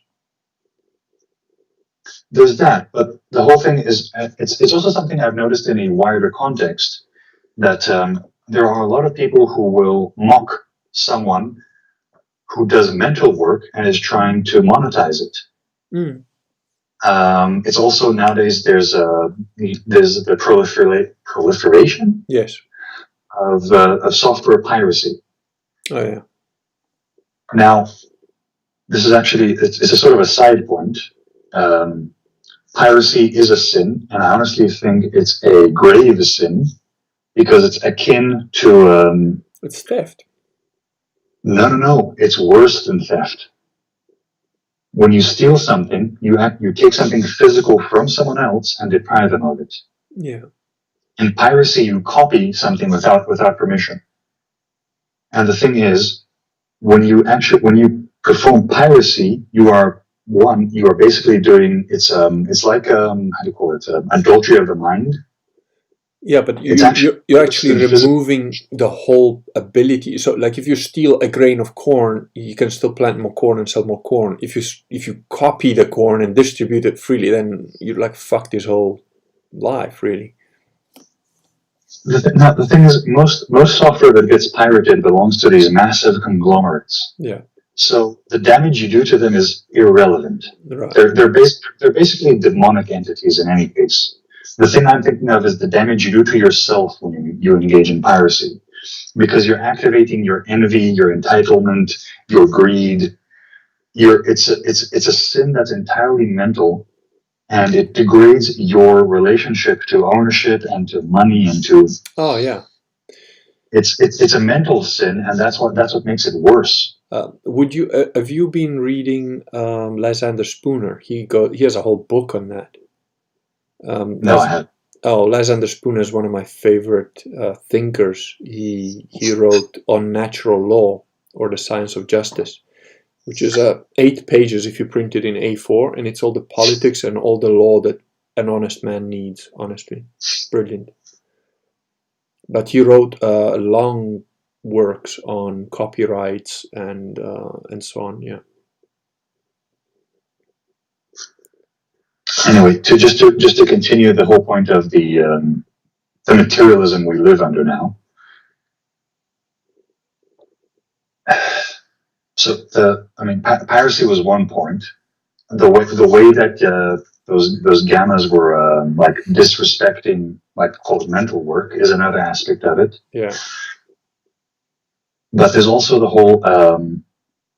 If you look at the whole like feminist revolution, Yes. the whole feminist revolution is predicated on disrespecting the emotional work that women do and counting it lower than men's work and deciding that women should no longer do this work. Which is an absolutely Protestant thing, which stems from the disrespect of Mary, ultimately. How do you make this connection? Well, because Protestants are almost vicious against the whole concept of Mary being the mother of God and blah, blah, blah, which, is God Jesus? Is Jesus God? It's a yes-no answer. It's not a gray area. So if Jesus is God, who gave birth to Jesus? Mary. Is Mary the mother of God? Yes. End of. Now, does that mean that Mary holds a higher position in heaven than Jesus? No. And the Catholic Church is absolutely clear about this. There are papal encyclicals on it. It's obvious. But the Protestants have really all got mommy issues. And they're like, well, women are inferior. They have to be there. And they have to do what they're told. And they have to service me sexually whenever I want. That's kind of the binary thinking box. No. Women, I can tell you that because, I've just witnessed my wife giving birth to our daughter. And it's like the same thing I said with my, second wife when she gave birth to my first daughter that I ever had. And it's on my blog. I said, well, whatever lacuna of logic or emotional incontinence or whatever else you want to ascribe to women, it's irrelevant compared to the fact that they produce life. And that alone makes them absolutely unmatched in terms of what they provide to life, to us, to everybody. It's an absolute nonsense to assume that a woman's value is inferior to that of a man. I don't believe that at all. I've never believed that. At the same time, I also don't believe that women should have necessarily the same rights as men. It would be a dishonor to do so. It would be a degradation to do so. Because if you treat, it's wrong. You're basically treating somebody who doesn't have the same abilities and the same positives and negatives that you do under a set of rules or laws that judges them by measures and standards that they cannot attain. It's absolute nonsense. It's like trying to say, oh, well, women can be Green Berets. No, they can't. There is not a single fucking woman that can keep up physically with a man that is able to be a Green Beret. It just doesn't fucking exist. And no, Bruce Jenner doesn't count because it's not a woman, right? He's an Olympian who's a man. How does I forgot her name. How does she ends all her emails with Bruce Jenner is a man, and furthermore, I think that Islam must be destroyed. Yes. Anne Barnhart, yeah. I'm just gonna quickly. Yes, that's another point I actually wanted to touch on the whole 3D thinking of outliers. Yeah. So there are always outliers. There are always, an example that comes to mind, let's say, is Ayn Rand. She's a woman, but she was highly rational. Yeah. Even though she was, you might not like the conclusions she reached because she was an atheist. She was a Russian Jew, so she had a whole bunch of her own baggage. She was into rape.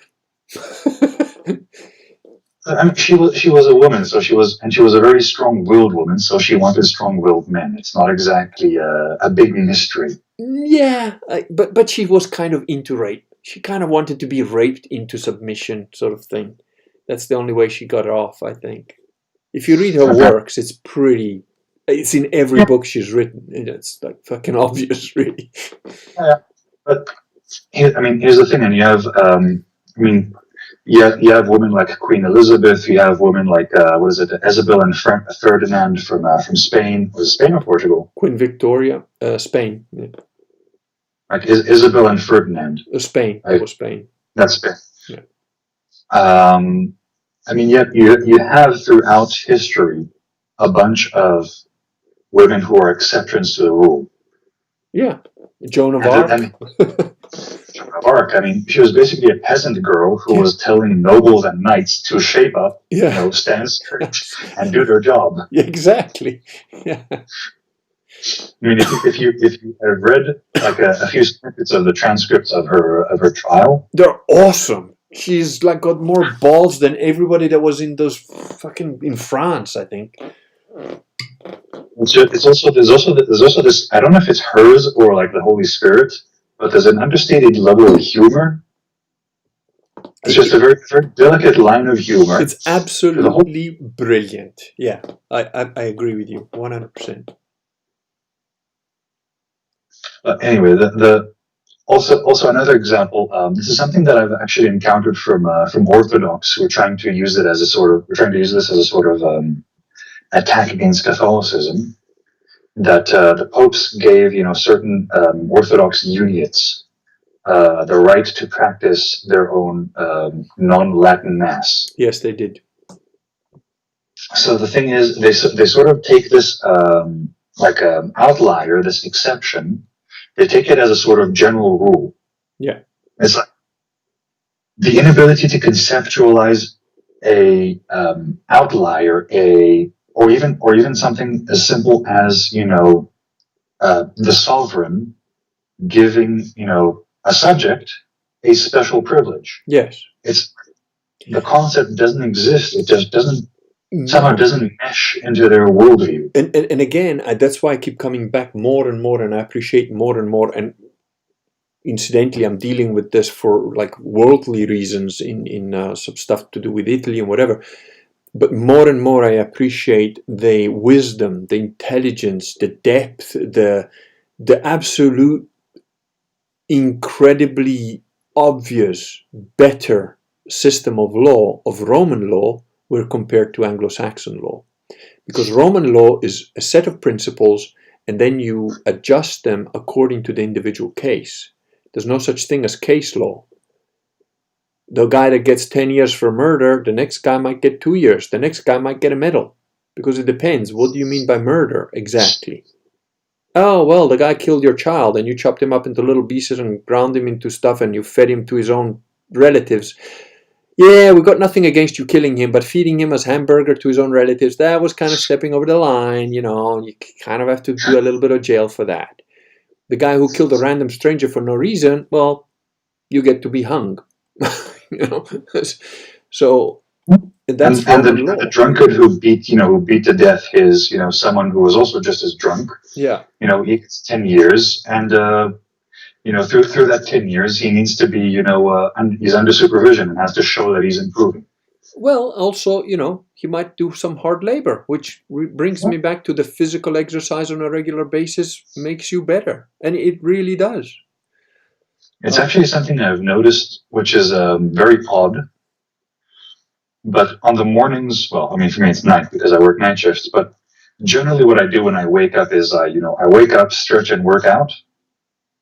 Excellent. And I do it right in the morning. Yeah. So there are times where this sort of combination of waking up and exercise gives my brain a sort of frantic energy. Yeah. That I don't get when I just wake up and don't exercise. Yeah. Which is very, very, it's honestly a little unsettling because my brain just, I feel like a dog chasing his own tail. I would suggest use that energy to set down orderly thought. I would suggest that.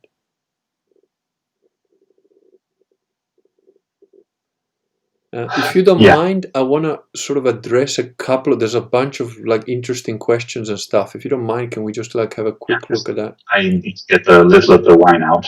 Yeah, good. Gödel's theorem is a way of showing a mathematical system can contain something that is false yet provable, or true but unprovable.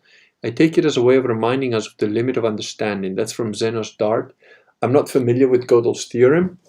Sounds very interesting. I might have to look it up if I have the time. And yes, I would say that's a pretty good analogy for Catholic 3D thinking.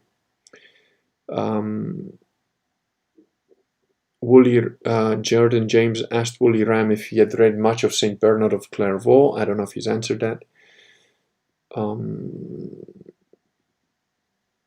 Dances with Logos says that she can't wait to relearn stuff when she's got to teach a curriculum to her children. That's very true, and it's sort of happening with my wife, which is very interesting. He's the man. Oh, Jordan James continues that Saint Bernard de Clairvaux. He's the man who wrote the rules for the warrior monks, the Knights Templar. Oh, I didn't know that the rules for the Knights Templar were written down. I've read quite a bit of stuff on them. I've actually bought a bunch of books. One of them is on the Knights Templar, so it might be in there. I just haven't had a time to read it.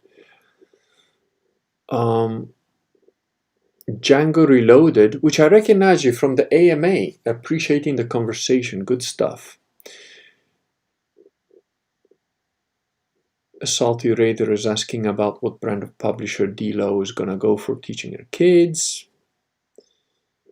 Horse Mumbler says that the US is fundamentally still a second-generation army, with the exception of special SOF. Is that Special Forces or something? I don't know.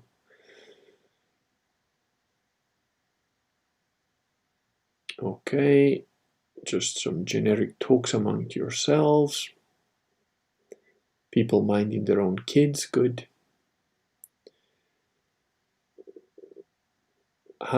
Andrew Mackey says, Wooly, how much can one be motivated by a desire for meaning? A lot, I would say. It's one of the driving forces, probably, of a lot of people's lives.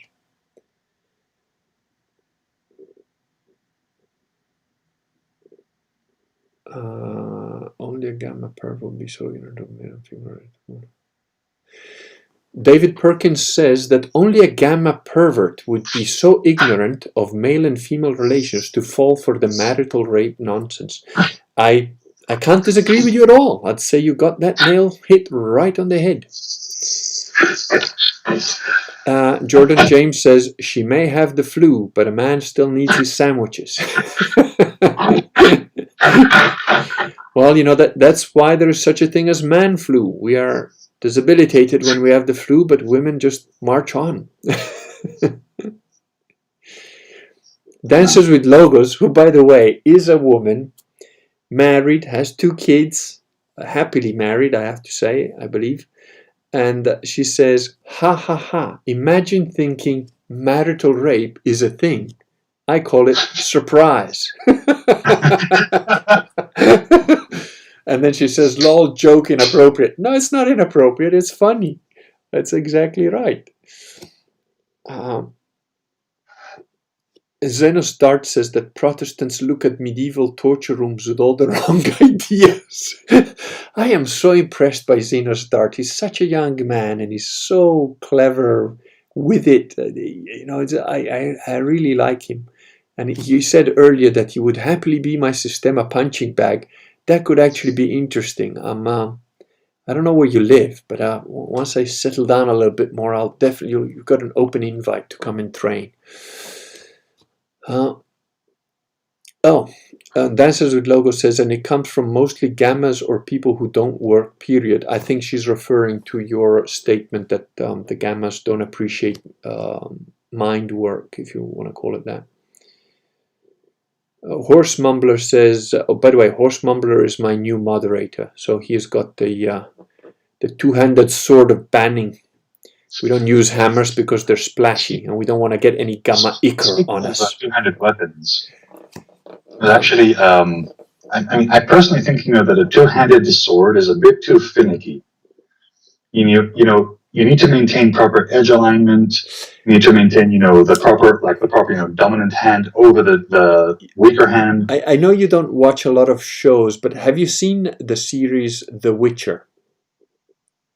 I played the games. Well, if you watch I've never played the games. I didn't know what it was about. I thought it would be a crappy D&D simulacrum, which would suck. I watched the first episode and I was like, oh my fucking god, this is brilliant!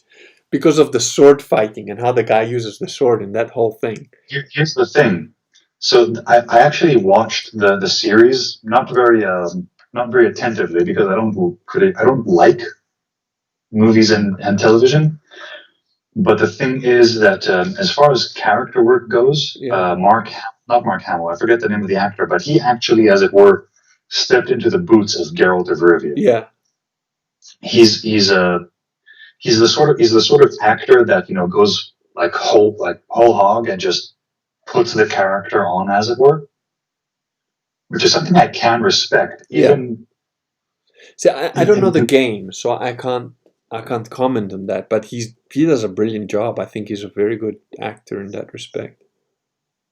when it comes to to physical exercise and work and all that, he's very, very good at this sort of thing. I think he's also quite humble. I think I saw a couple of Instagram things on him or something, and he was really down to earth, talking to random people, saying, "Oh, thank you, for like what you're saying," and he seemed like a really nice guy actually, which is, I think, quite rare in that milieu, shall we say? There's a few.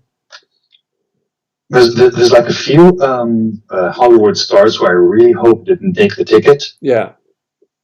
And it's like I think Tom Hanks, Mel Gibson, what's his face? The guy I'm sorry to disappoint you, but Tom Hanks not only took the ticket, but that freak is an absolute full-on pedo. He has done stuff on. You should watch like a Saturday Night Live sketch that he did on like with a little girl. Oh, sexy baby, and she's like a 6-year-old. There's like videos I've seen of him with his own daughter. It's just fucking sick. That guy has absolutely taken the ticket, and that's why he's moved to Greece that doesn't have an extradition with the United States. He is an absolute full-on pervert. I think the few clean guys are Mel Gibson. I think he's basically had the whole of Hollywood up against him. So it's kind of an endorsement as far as I'm concerned. And there's also the guy who always sits next to Mel Gibson in like the Globes awards. Oh, Jim Caviezel. That's the guy. The guy who played Jesus. Square face and green eyes. Yeah, he played Jesus in the Passion of the Christ. And Ooh. he just recently did an interview that just fucking blasted everybody and took a sideswipe at Protestants with a mace. He basically, I don't know if he's a Catholic or a sedeprivationist, but he basically said like, yeah, and you guys like talking about the sacraments being a meal, he like said something along those lines. He just like fucking didn't take any prisoners, because they did a movie recently about how Iran treats Christians, and he said, yeah, no, and people like just lying about this shit, pretending it doesn't happen, sweeping under the carpet, but no. And then he said, oh, what about Mel Gibson? Isn't he doing like part 2 to the Passion of the Christ, the resurrection? And he goes, what Mr. Gibson does, he keeps it very close to his chest, and I respect that, and I'm not going to talk about it. Yeah, it's happening. That's it. It was just like, ah! I mean, the way he spoke, and he had a go, not just at Protestants, he had a go at the fake Novus Orchians. He said, these leaders call themselves bishops and they're not leading. That's not Christian. They're not Christians. To me, what he said took 100% the sedeprivationist position. So I was like, yes. And the Protestants are all like, oh, he said. And then I point out a couple of things and they're like, fuck. They really don't like it when I point out that, by the way, the most famous movie that was ever made about Christianity, done by a sedeprivationist, and you're saying we're just a small sect. Yeah, are we? Really? No influence, huh? Mm-hmm. Ever heard of the Passion of the Christ? Bitch. I can't help it. I have to beat them down. Just rub salt into those wounds. That's it. They deserve it.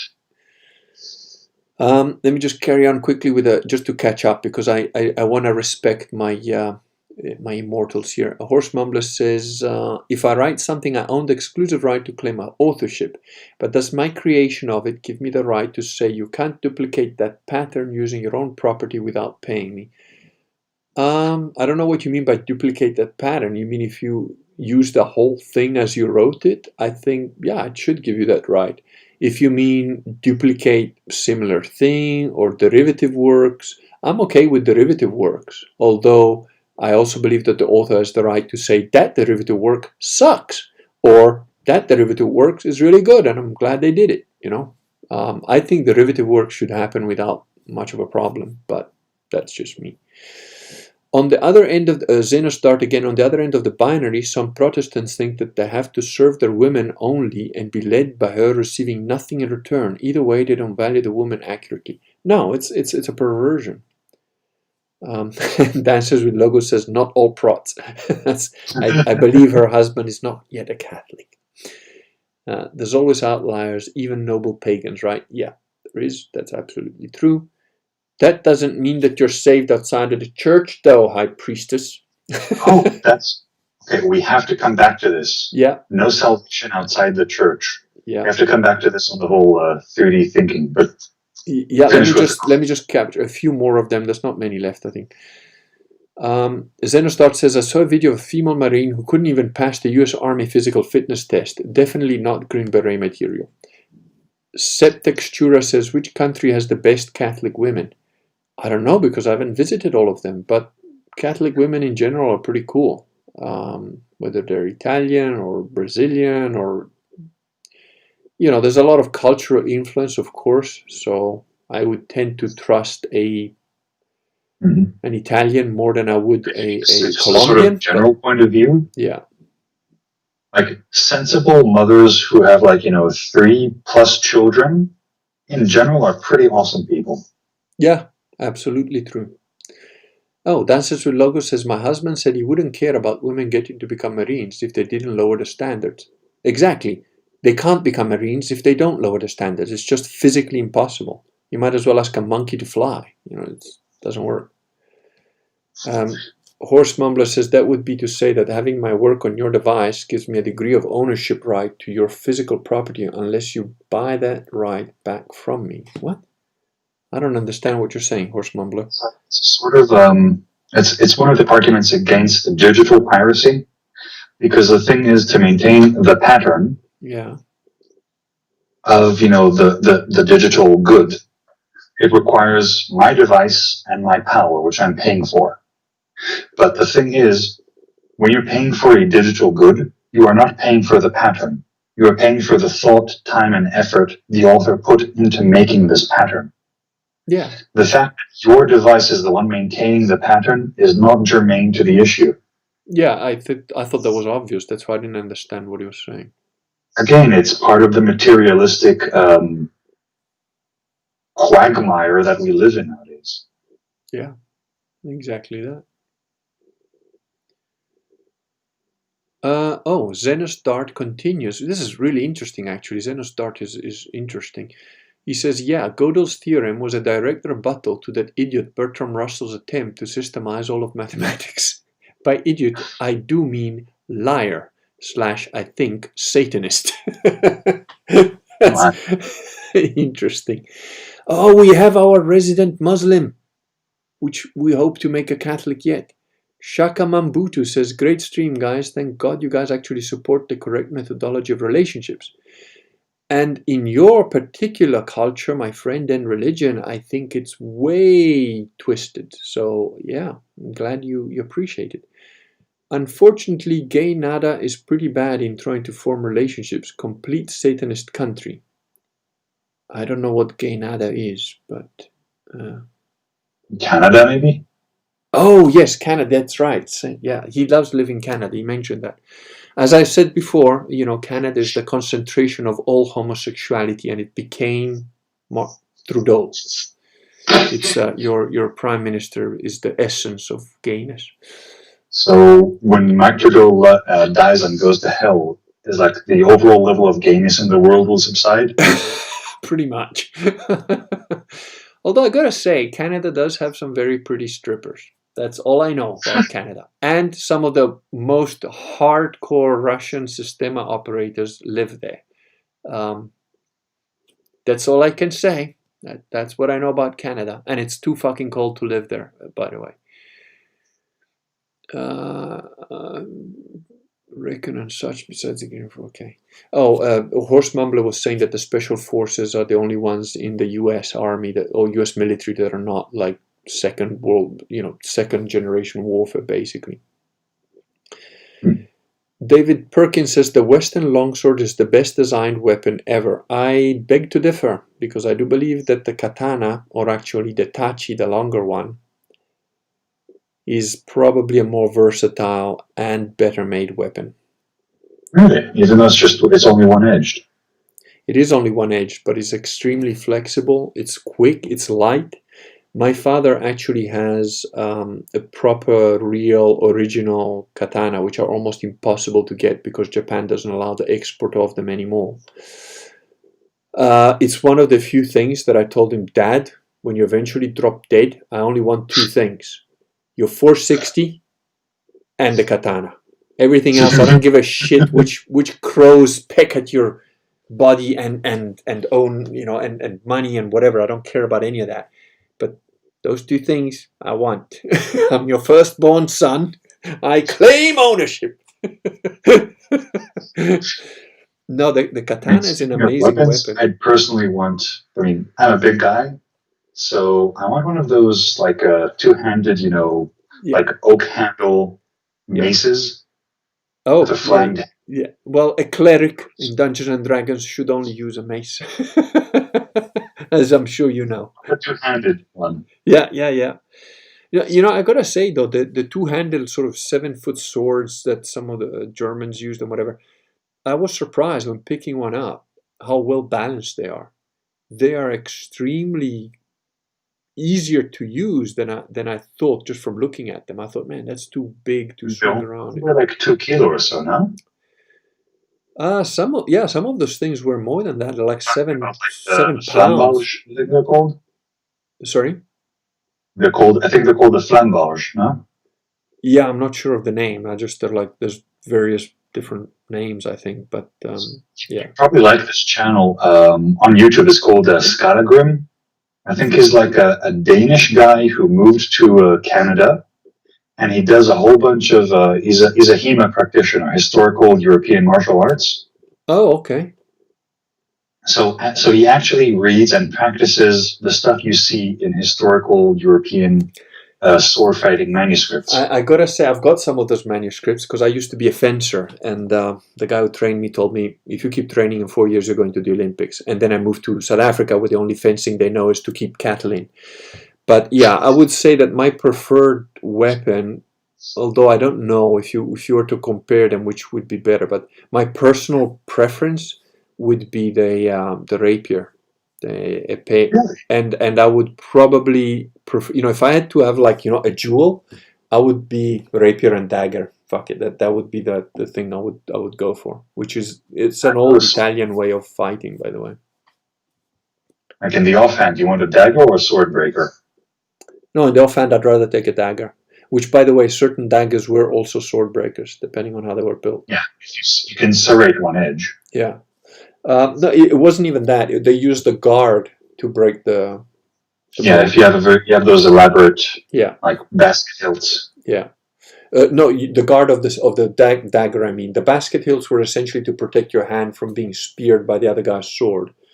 The dagger, certain daggers had almost like a two-prong, almost like a sai. You know the sai, the Japanese weapon?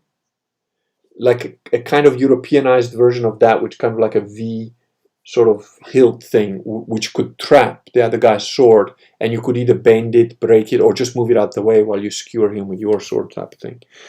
But yeah, I would. That was my favorite weapon when fencing. The epee was my weapon of choice. Gotcha. Let's see. Nikito Bear says, Longboard is my favorite, but there is no best weapon, only an optimal application / counter, which is fair enough. David Perkins says, Tom Hanks needs to be introduced to the two-handed sword. Indeed, if not the impalation and burning at the stake. Oh, that's definitely not why he moved to Greece, says the Daily Beast. This is from Dances with Logos. And Zenostarter beat me to it, says David Perkins, why not fire? Drop Bear says Jim C is pretty based. I don't know who Jim C is. Oh, Jim Caviezel. Sorry, yeah, he is. Yeah, is the guy we're talking about. Does Woolly Ram play Minecraft though? There's a whole thing going on Social Galactics. I'm sure you're aware about in Minecraft. Yeah, it's basically a verbal dodge. When we take over Saint Michael in Minecraft. I mean, I still think you need to take Venice, become the Doge. You need to start recruiting Italian special forces. I don't want to say too much because there's a lot of pieces I need to put in place still. But it was my original intent to become the Doge. Unfortunately, I had to move to, as a proper Venetian, I had to move to the British Isles and take their jobs and their women, impregnate them to continue the line of blonde Vikings. But I might well be returning to a little bit a different area of Italy or thereabouts, possibly next door to Italy, and then work my way towards Venice in my new second stage of life, where I'm in my 50s now, so I might as well maybe get into politics or military action or, politics. War is just politics by another means, that sort of thing. So yeah, that might yet happen. I don't know if I'll manage before I end my days, but never know. David Perkins meets both Zenith Dart and himself in the middle and says we can burn the pieces after. If you use the two-handed sword. Horse Mumbler says, I prefer a hand-and-a-half sword, also known as the bastard sword. Best of both worlds, long enough to strike and parry effectively with both hands, light enough to still use in one hand with a shield. The bastard sword is my preferred weapon whenever playing Dungeons and Dragons, which I haven't done in many years now. But and Woolly Ram says, no, sandbox games are not his thing. Horse Mumbler continues, says, if I write a book, you have a blank book that you bind yourself, choose to copy my work into it word for word, including credit for your own personal use. Can I demand payment, else destroyed? Yes, absolutely, you can demand payment. Yes. This is actually an important point of Catholic dogma. If you ever read one of these online examinations of conscience, one of the sins that is listed there, and this is a document for your run-of-the-line layman, okay? Not paying a laborer for his work is one of the sins that, and I'm quoting here from the Catechism, calls to heaven for vengeance. Yes, absolutely true. Correct, 100% correct. Yeah. So, and this, you can make a case for why pirating from, a big company like Adobe or Apple or Electronic Arts or whatever. Yes. That's okay. That's a personal sin. That's a personal degradation. You are harming yourself more than you're harming them. Yeah. But some author who wrote a book that you enjoy and you're not willing to part with the $15 that costs. Yeah, exactly. It's skip the next bottle of hooch. Yeah. And just pay the book. I'm going to continue just because there's a bit more comments. Michael Underwood says that he hasn't listened to me in about 6 months. You damn heretic! Repent. No, I'm kidding. Can you please offer some thoughts on predictive capability? Predictive capability in terms of precognition, I wrote about in my book, the Sistema book. There is a study that was done by Honorton and Ferrari on precognition, which is a meta-study. Other works by a lady called Elizabeth something or other, I can't remember her name. She wrote a book about something like ESP phenomena or something like that. Precognition is a thing that humans have, some humans have, a small percentage of humans have. It is reliable. It has a statistical significance that is proved. Essentially, it exists. The statistical significance is enough. It's above the 95% limit which you need for a scientific theory to be considered valid. Xenostart says that Trudeau is the gay horseman of the apocalypse. That's quite funny. Michael Underwood continues to say, for example, the better your lens on reality, the better your prediction. Yes, that's true. By the way, the film Limitless kind of plays on that. I went to see that with a very good friend of mine from training who was an ex-Muslim. We started watching the film about 15 minutes into it. He goes, "You bastard, so that's how you do what you do. Why don't you give me some of those pills?" It was quite funny, actually. Any prediction for our faith, geopolitics, and investments? Investments are worldly things, so no, I've never played. Well, I have actually long ago, and I made a lot of money, but at the time, but I'm not into like trading and that sort of stuff. Investments, I would consider buy land somewhere where there's not a lot of people and build high so that you've got elevation and train for windage and distance. That would be my investment. Like, manual dexterity. I'm pretty sure you can train your wife to be a good sniper. Oh yeah. I think I've taken her shooting actually when we were in South Africa on holiday, and she did very well. Honestly, women that I've been with that I've taken to firing weapons, invariably, my very first wife never touched a handgun in her life. I took her to a shooting range with a guy I was working with who fancied himself an operator, and I was working with him doing the bodyguard stuff, and he was all like, you have to do this, you have to do that, and I just told her, she was Italian, I said, just ignore whatever this fucking idiot says, don't listen to a word he says, anyway, he only speaks English, you hardly speak a word of English, don't worry about it, just do what I tell you.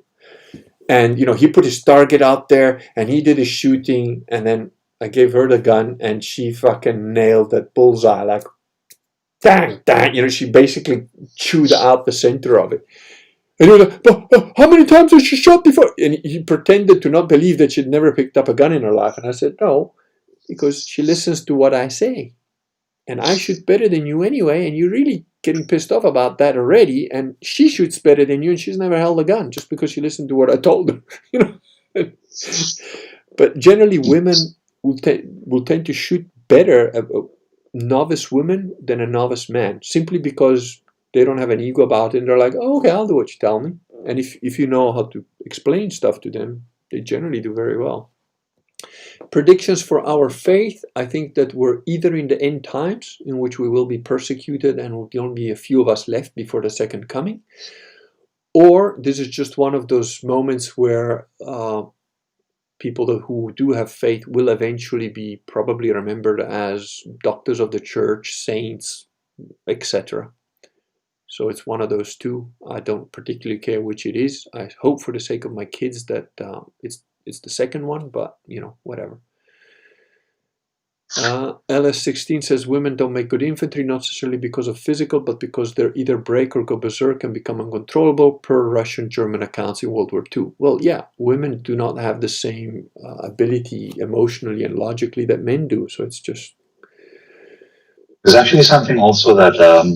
there was a document I saw circulated within the IDF while I was in service. Oh. And my military service was a bad joke. I was basically secretary to to a reserve. What's the level above a battalion? I don't know. I've avoided the army studiously all my life, so. Fair enough. So there's like the level, the conglomeration of like 4 battalions. So I was his secretary, but of like a reserve of that. Yeah. So basically, if there's no war going on, nothing's happening. You basically smoke cigarettes and play backgammon. That was basically my military service.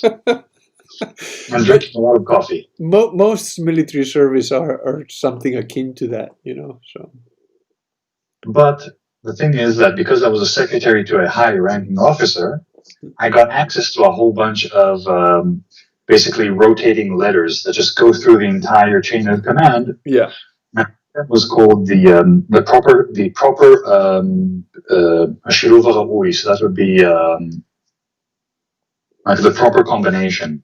And it was basically a frank, no-nonsense look at the attempt of integrating women into the Israeli army's like fighting force. And you can guess that the basic conclusion was it's not working. Yeah. Well, actually, Michael Underwood makes that Xenostart again says, wouldn't they also be a distraction to the men, not just sexually, which they are, but because of the protective instinct in danger? Absolutely. Again, one of the things that is been made very clear to me in certain aspects of the training that I did, where sometimes you have group exercises or teams against teams, and it's a very distant approximation to warfare training because you're essentially beating up each other with your friends, so it's nothing that serious. But absolutely, men have the ability to sacrifice one of their own for the greater good without batting an eye. It's like, yeah, well, he's the smallest and the weakest. We should throw him at the enemy to distract them. Well, and even the small guy goes, fuck it, I guess I'm the guy. It's sort of like women don't behave like that. They're solipsistic by nature. So absolutely, it's a distraction. Michael Underwood says social media influencers are the new infantry due to nuclear surety. No, I've never met a YouTube video that stands up against a copper-jacketed bullet, so I think you're talking nonsense. Xenostart, LS16 says they present lots of problems that included along with unnecessary logistics. Mine was just comment on infantry specifically. Well, I mean, without the infantry, you don't have an army. Exactly. It doesn't matter what, how many advancements in technology happen. I think Afghanistan has proved that. The basic unit of war. Yeah. Even if we have, faster than light ships, and we can, do war across the galaxy, at some point you're going to need boots on the ground. Exactly. These boots might be encased, in polymer armor with, nano carbon tubes and, power armor and all that. You're still going to need boots on the ground. Yep. And I think Afghanistan has proved that to the entire world over the last 4,000 years without ever having not been at war. If there ever is a war manual that comes out of the 21st century, you can just, have like a preface. Never go to war with mountain people. Well, I would say... Then the rest of the book can continue. Yeah, I would say two things. Do not invade Russia in winter, and do not fuck with the Afghanis. It's sort of like leave them alone. The Afghanis, the Swiss, the whatchamacallit. Well, before they neuter themselves, but the Scots. Yeah. There's something about people who decide to live in cold, barren mountains. Well, that is just. Leave them alone. Maybe build a wall around them. Why would you want to go there anyway? It's like, I'm a sea person. I like the nice ocean and warm weather. Fuck the mountain people. I don't care for it.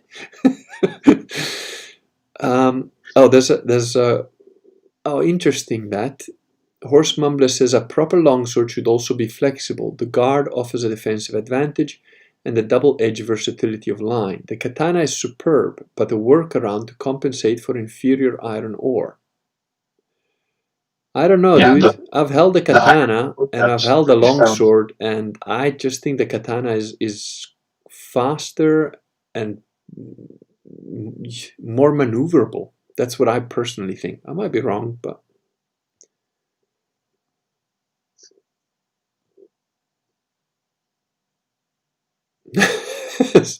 Septextura, which has redeemed himself, because I thought for a moment that he was a gamma, and I told Horse Mumbler to watch him, says that zealots can kill you with a shoe. The heresy is more important than the weapon. That is true. Or as my grandfather put it many years ago when I was still relatively young, and I was doing karate all my life, as I said, and we talked about that once, and he didn't know anything about martial arts, of course, because he grew up at a time where karate didn't exist. As far as he was concerned, he didn't know anything about it. That doesn't mean he wasn't in fights. It doesn't mean that he didn't take My grandfather was a very interesting guy. One day I need to do a stream just on him. But and he mentioned, so this karate thing, it works. And I said, no, it does. Compared to a normal guy, it's effective. And he goes, oh, I don't know about any of that stuff. I did a little bit of boxing, fights here and there.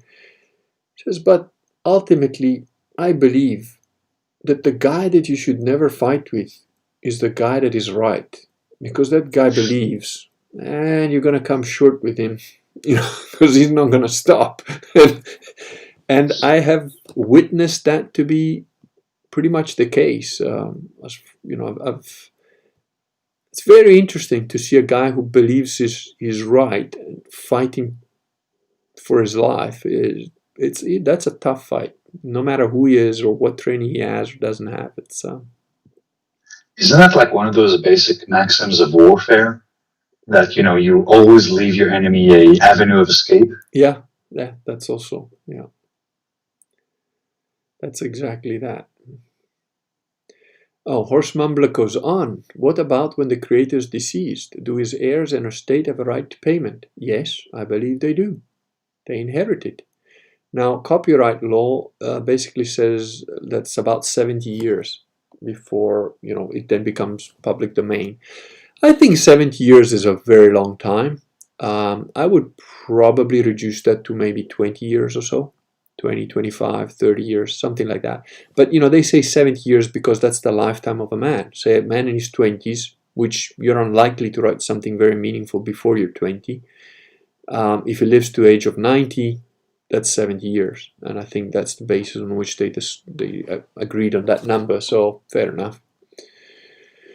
Slanty Chauffeur Bear says, I offer up my 60 acres to compost your chopped burnt waste in Minecraft.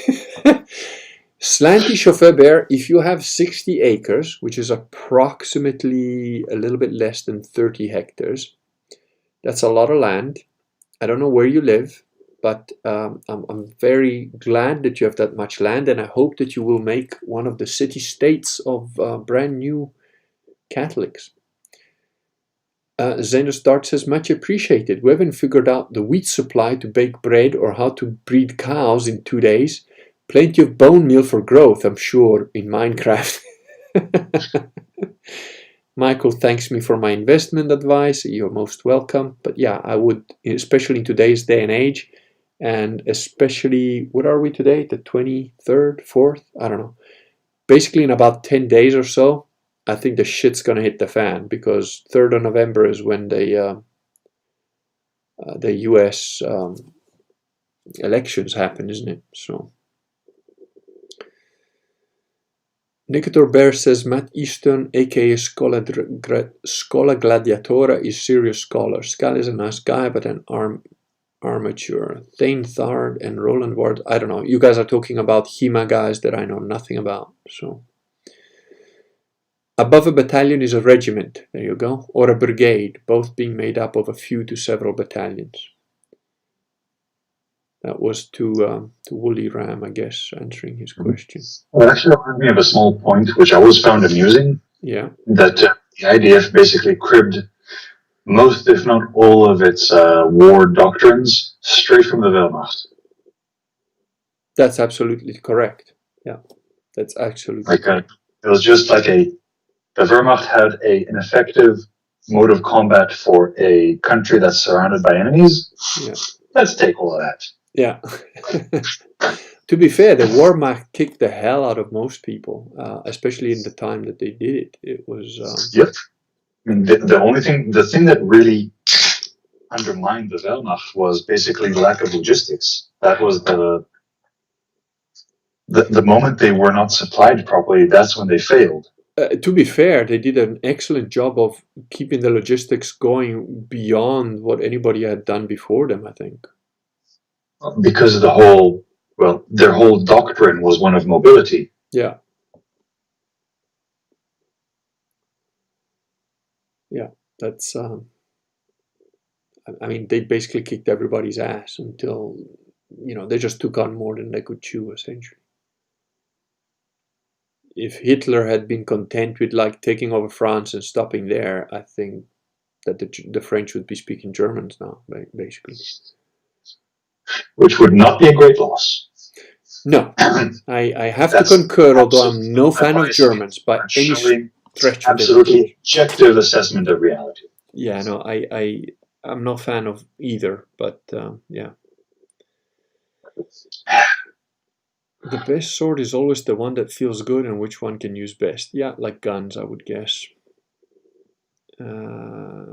Michael Pecker has tried to convince our lone Muslim that Canada's not all bad, but yeah. And I think we're nearly towards the thing. Are we getting to the end? Yes, my DNA is used to the cold. DNA does get used to the cold. It's a true thing, that. Drop Bear says, guys, it would be interesting to have a stream on Mortal Sin. Today's Novus Orco version versus old school. Yeah, I think that would be a pretty short stream because it's pretty clear, but yeah, we could do that, I suppose. Slanty Chauffeur Bear says, I have land divided in 4 locations across California and Nevada. My condolences for California, but well done on Nevada, I guess. Although, I think it's mostly desert, isn't it? What are you harvesting, demons? No, but that's good news. That's excellent. I really, I think people who've bought land or who own land are in a better position than most. I honestly think that. The mortal sin list today goes over many pages, yet I presume that it started with the 10 Commandments. Well, yeah, I mean, there are also things that can be sins under certain conditions and not under different conditions. So depends how detailed you want to get, essentially. Yeah, I mean, the basics of it is, there's again violations of the 10 Commandments, or embracings of the 7 deadly sins. And I think there's like a list of 6 sins against the Holy Spirit. Altogether, that covers like the official dogma on deadly sin.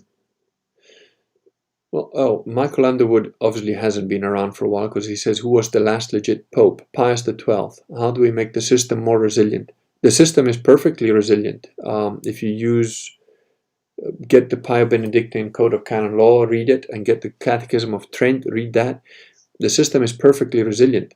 The problem is that we've had weak men, both in the clergy and laymen, and they did not protect what was true, good, beautiful, and correct, essentially. If we'd had a bunch of people like me at the time of the Vatican II stuff that knew what they were talking about, instead of people like me having to completely rediscover it on their own, there would have been an absolute storming of the Vatican and the throwing out of the heretics and burning at the stake of all the Freemasons that had invaded it. So, yeah, all that it takes is proper Catholics to act as proper Catholics. That's it. The Nevadas is a desert. It's the least populated state in America, and therefore I think that you've done the right thing, because you are obviously getting ready for the apocalypse. By the way, we've been going on 2 and almost 3/4 hours. I probably have to get going because my boy is going to wake up again, and I got to make another one of these and just check in on the wife and the little baby. But yeah, this was an awesome stream. I'm not sure that we covered 3D thinking and Catholic marriage, actually, but Well, we tried and got distracted. I think we should. Yeah, I think both you and I need to like focus on the streams that we do and like try and like just. I think if we say that we only have 10 minutes to expose our thing, total 5 minutes for you, 5 minutes for me, maybe we can end up with like a coherent 1.5 hour stream, which I think would work. I think we should do that. We should make a rule that we have 5 minutes to present our thesis right from the get-go. That should be our next step. Horse Mumbler Kurgan, I think you might have to set mod privileges here, maybe while subject is present. I'm not sure exactly how it works, just that my 50 is unloaded at the moment. I don't know, dude. I went on YouTube and I made you a moderator on my channel, so I don't know what else I need to do. I think moderators have like a little wrench next to them. Okay, I'm using a streaming software called Ecamm Live, so I don't know if that affects things or what. I'm not sure how it works. I will have to investigate, and I will look into it. David Perkins says he used to work on a ranch in Nevada, gorgeous state. I've never been to Nevada. I've been to Arizona. I've been to California. I've been to Minnesota, funny enough. Minnesota is a grey fucking place full of grey people that live in grey houses in a grey fog with grey forests that have grey supermarkets, and the Mall of America is just one giant grey Minecraft thing. Yeah, I didn't enjoy Minnesota, although the people there were nice enough, but it was just, why would anybody choose to live here? It's basically a fucking swamp. CCP? What is the CCP? Greatest The threat question. to the faith is, I think he's talking about possibly the ex-Soviet Union. I don't know. I'm not sure what CCP means. Commies? Don't know. In general, greatest threat to the faith is either the adversary himself or the human tendency towards sin. Yeah, I would agree with that. And, outright Freemasons were intentionally trying to... Chinese Communist Party. No. The Chinese Communist Party is completely irrelevant to Catholicism. They have absolutely no power over it. They're currently trying to stamp out proper Catholicism in China.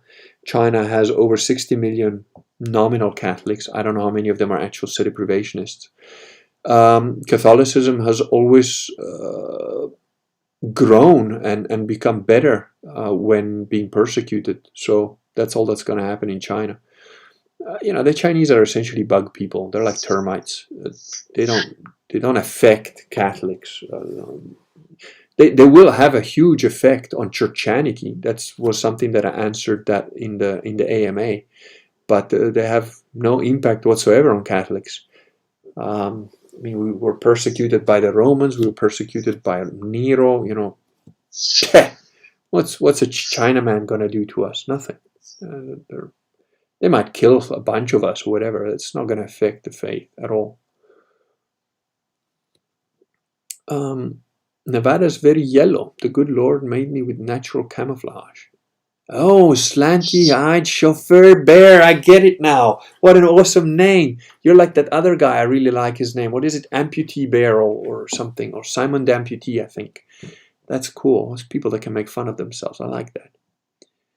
You don't think the CCP is waging information warfare, which is stealth subverting the faith?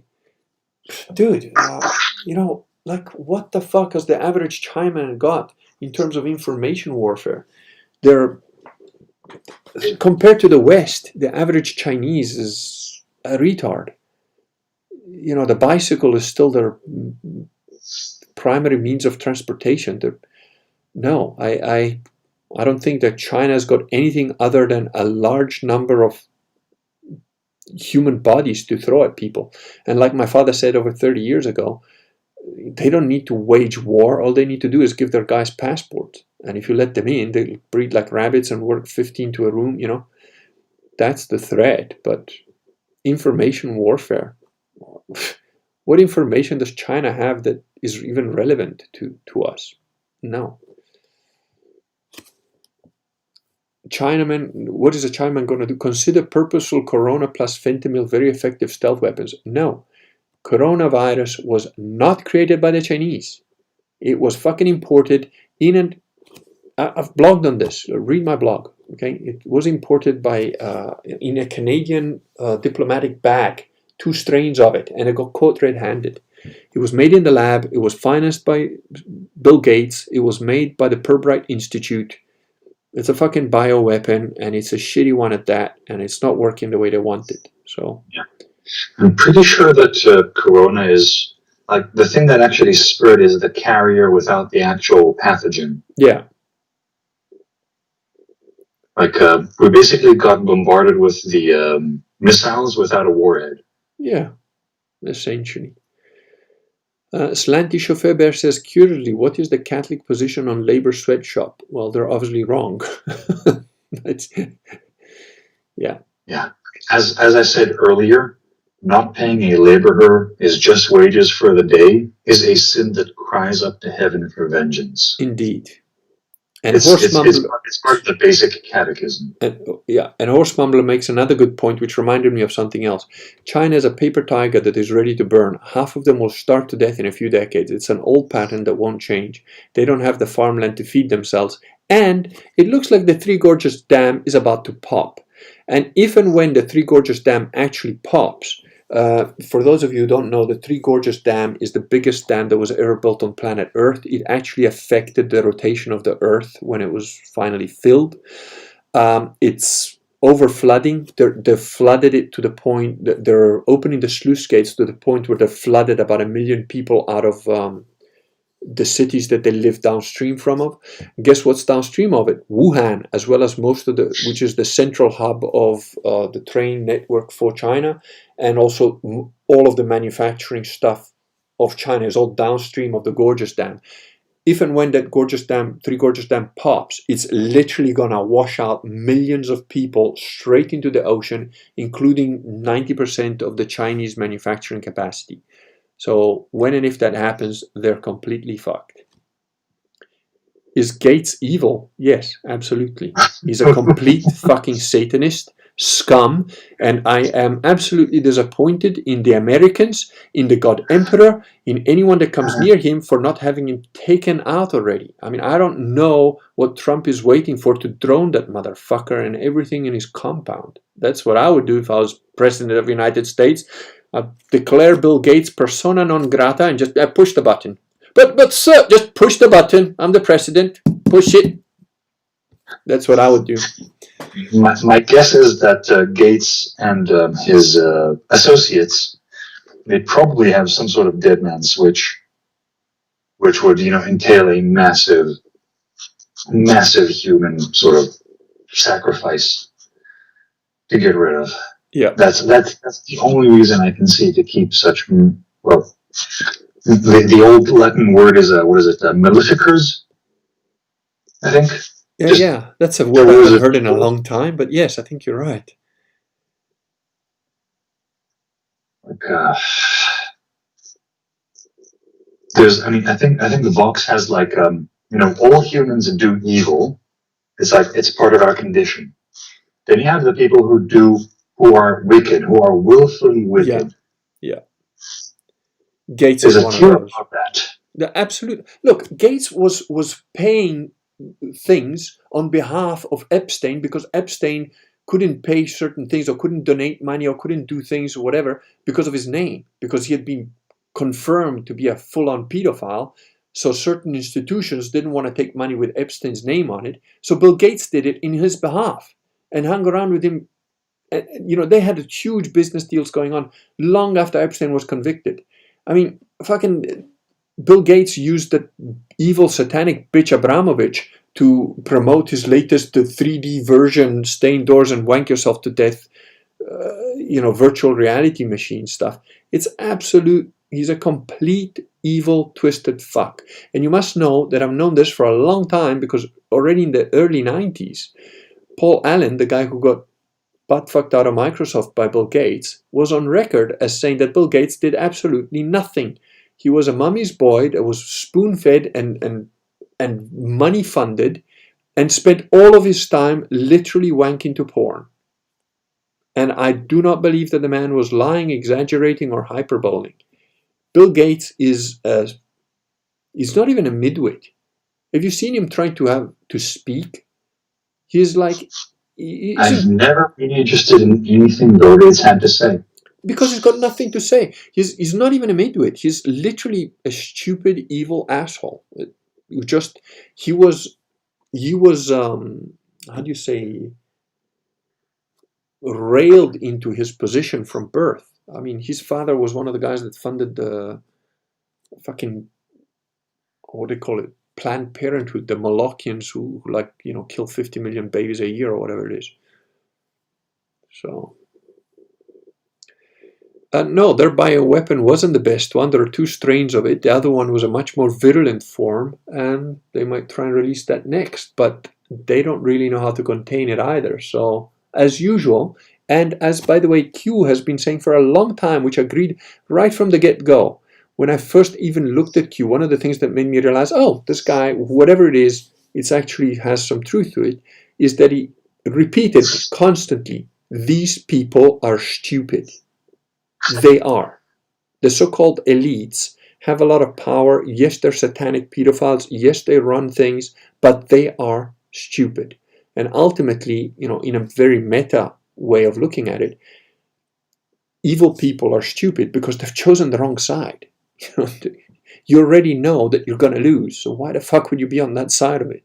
You're obviously short-term preference idiot. So it's honestly one of those things that really perplexes me.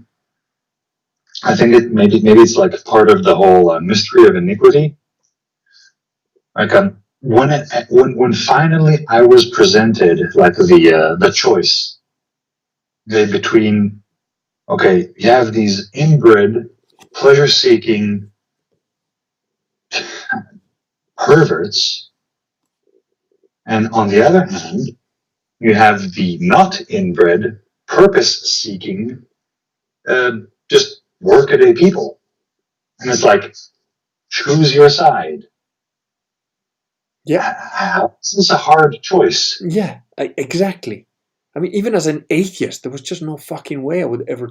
I've refused the ticket long before I knew that it was even called a ticket, or that honestly, I have turned down stuff like like what? No, fuck off. I'm not gonna take your millions for X, Y, or Z. My integrity is, even as a noble pagan, or not even. I was a heretic or something. I don't know. Noble savage, I think, is the way John C. Wright describes it.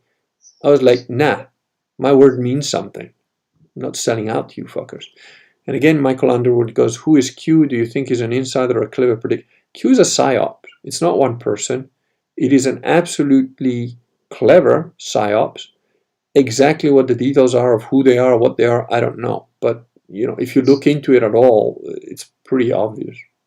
Best policy to reduce power of the Bill Gates of the world? Revolt, rebel, do not submit. Because no random evil pedophile has ever given up power because of somebody, writing a petition. You have to literally say, fuck you, I'm not wearing the mask. Fuck you, I'm going to become president. Fuck you, I'm going to become mayor of this town and I'm going to change the rules. And fuck you, if you want to be a cop in my town, you follow my rules and fight back. You just have to reject, refuse, and not take the ticket at every turn. As best you can, and there will be blood. That's all I can say to that. Eventually, there will be blood. In a more practical but long-term effect, I think the decentralization of power is absolutely necessary to prevent any future Bill Gates from rising up. I've been saying for years that city-states is the natural way that human beings should exist.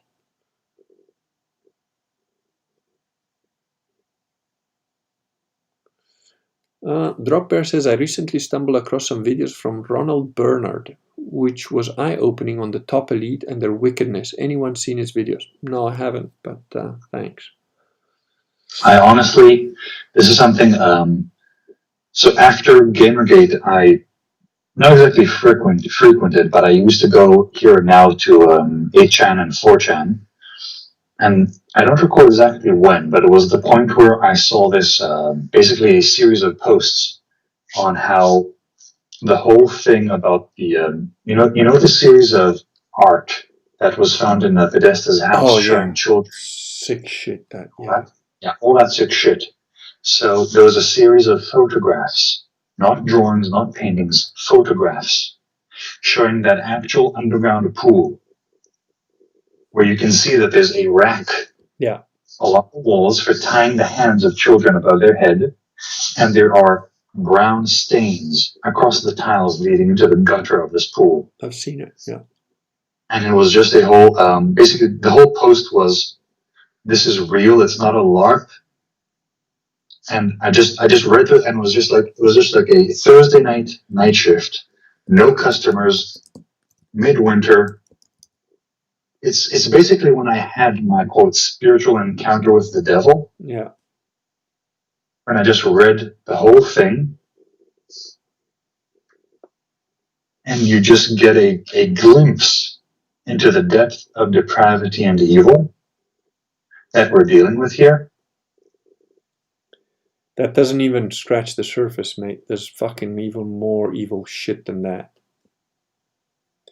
I can to some degree, I can't envision a limit of evil to someone who is willing to torture children. Yeah. Once you cross that line, I don't know where you end. It's like, I can see why a man will steal. I've done it myself because I was hungry. Yeah. I've stolen. I've hit people. I've done all sorts of things that I'm deeply ashamed of. But harming a child? Yeah. And that's exactly why, like, in my mind, I truly do believe that burning people at the stake is a mercy because it gives them a chance to repent. But personally, when it comes to pedophiles and people who do that shit, I don't want them to repent. I just want them to burn, and for a long time. Yes. And if that makes me a bad person, I'll take my time in purgatory. Fuck 'em. There's the point. That Chesterton made in Orthodoxy about the suicide, about how the suicide, at least traditionally, had a stake driven through his heart and he was buried in the crossroads. Yeah. To be completely forgotten and trod upon every Yeah. and ever. I know. Catholics have got some cool punishments.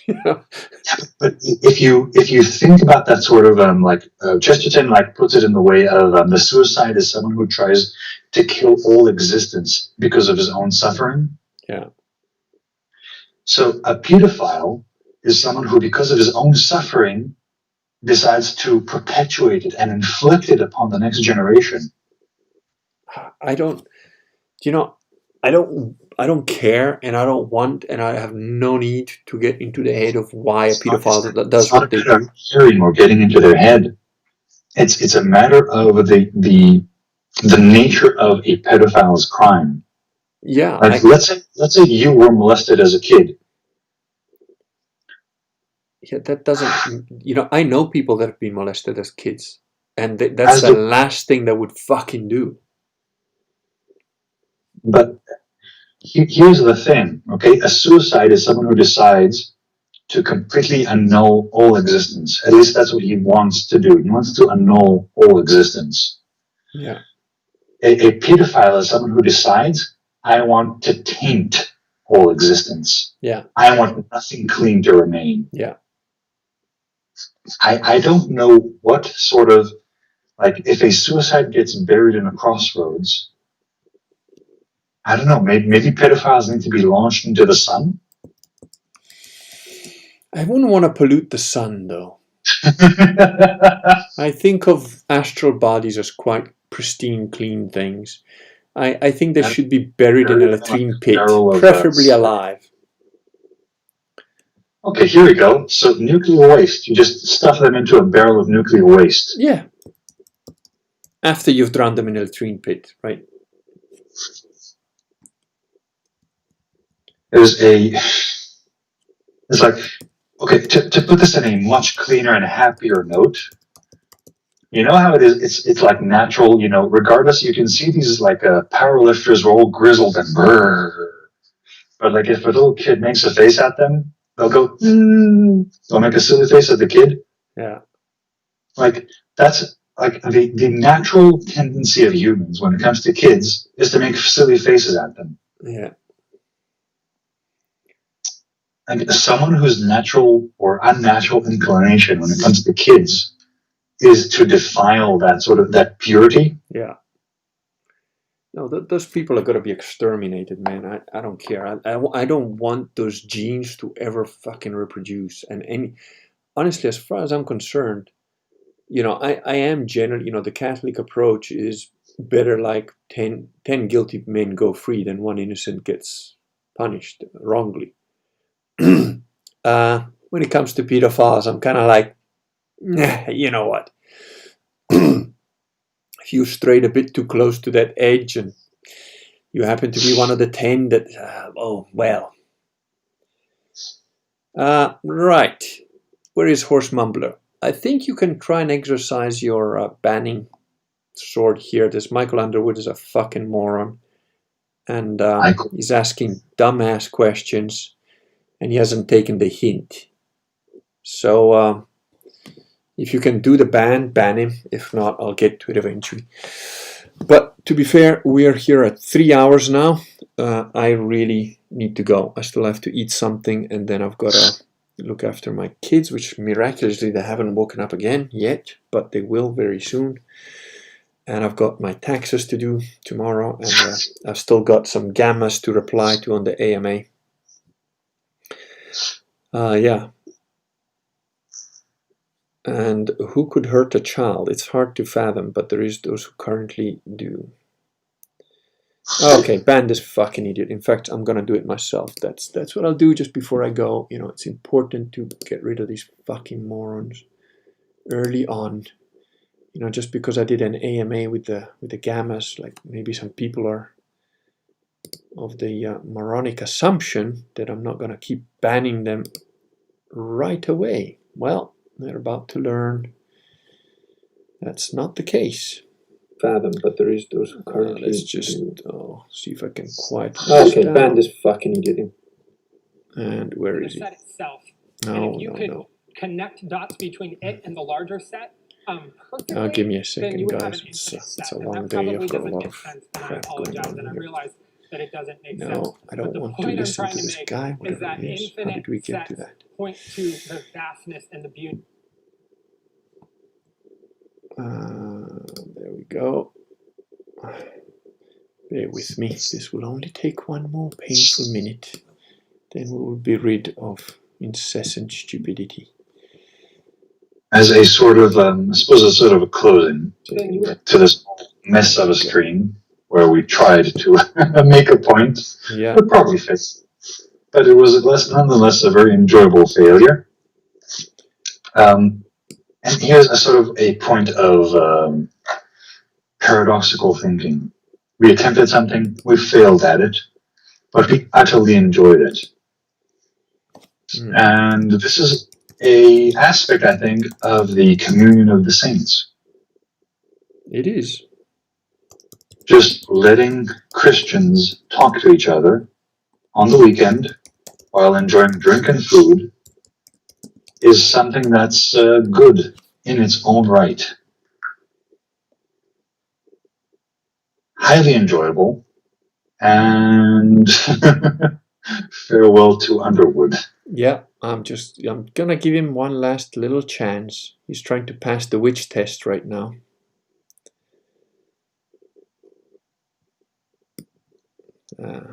Let's see. Oh, yeah. That's what I thought. You had your minute. Why is he trying to defile Mary's good name? I don't know. He hasn't apologized. He's had his chance. Burn the heretic, indeed. Bye-bye, fucker. That's it. Done. He's gone. I guess I've got a new little Gamma nemesis now. I'm sure he will run off to the Gamma Secret Kings and bitch about how the Kurgan banned me because I said something bad to like his mistress or what have you. Whatever. Andrew Mackey. Okay. So, yes, I have been thinking about becoming a priest, but here's a practical problem, okay? So, long before I ever conceded Christianity, I lived what's called a profligate life. I think that's the word for it. Very irresponsibly, and basically I'm a debtor. So until I pay my debts, which is going to take a while, I can't leave Israel. So, how long do you think that will take? At least a year. Oh, that's not so bad. It's not that bad, but again, that's at least a year, and I'm not counting like legal fees and just legal time, because judges, like, as far as a judge is concerned, like 3 weeks is a perfect amount of time to just wait for whatever reason. Oh, fuck, 3 weeks. Talk about 6 months. Those fuckers in Brazil, yeah. Yeah. Yeah. But look, don't lose heart. The road is long for a reason. I think God has to put us through our paces in order to make sure that we come out fired like good swords. So I definitely had that experience. I mean, the thing that led me to Christianity, to Catholicism, ultimately was the most painful experience of my life. At the same time, through His grace, not only did I get to be a Catholic, but that very painful experience is at present time being converted into something good too for my daughter as well. So it's interesting how God works in mysterious ways indeed.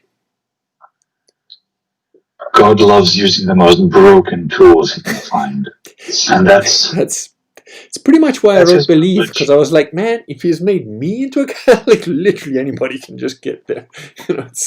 Yeah. What can we say except for glory be to the Father, to the Son, and to the Holy Ghost, as it was in the beginning, is now, and ever shall be. In secula secularum. Indeed. Amen. I think that's a good spot to end. Thank you very much. As usual, I enjoyed our 10-minute stream that went into 3 hours. Now, I'm serious. Next time, we get 5 minutes each. And if we just say that, then maybe we'll get away with an hour and a half, I think. Make it a bit more reasonable. I'm not kidding. I'm dead serious. You're going to have 5 minutes, the next topic, to express it. Thank you all to the immortals, my lovely young zealots, and of course the high priestess that called out the heretic and asked for his blood to be burnt at the stake right away. Shovels were used, swords. It was quite pleasant to watch. I just need a few more 100 like you, and then we can take on the Vatican directly. Thank you all. And Baron von Blair, you're still always around, so I'm still gonna try and figure out how to make mods. I might make you a mod as well, because you've always been I think you've not missed a single stream. You're always around, and you're seem very reasonable chap, so I need a few sword singers to keep things in order. Thank you all very much. Thank you once again, Woolly Ram, and we should do another one soon. Again, I think maybe we should do Catholicism and 3D thinking, Catholic marriage and 3D thinking. I think that's a good topic we should cover. We'll do 5 minutes on it next time. Just 5 minutes. Yeah, you've got 5 minutes to present your thing. I'll have 5 minutes to reply or whatever, and that's it. And we'll let the guys in the chat get a word in. I have no idea what a cheese clock is, but if it keeps us on subject, we might need to use it. Well, Weebu Baguette says, 3D thinking topic is interesting. Please revisit. That's very polite. That's being very polite. I think. And Horse Mumbler says you could use a chess clock, which is, again, another... I think I have one somewhere. That's a very good suggestion. I think we'll have to take it up. Thank you all, those of you that are still here. Thank you, really, I appreciate it very much. And thank you, Woolly Ram. I really enjoy our talks, although they've grown. We don't have the downvote. We have beaten the downvoter. I'm sure he'll come around. 3 hours we waited for you. I don't know. Disrespectful, really. Good night, everybody. Thank you very much. Good night, immortals. Good night.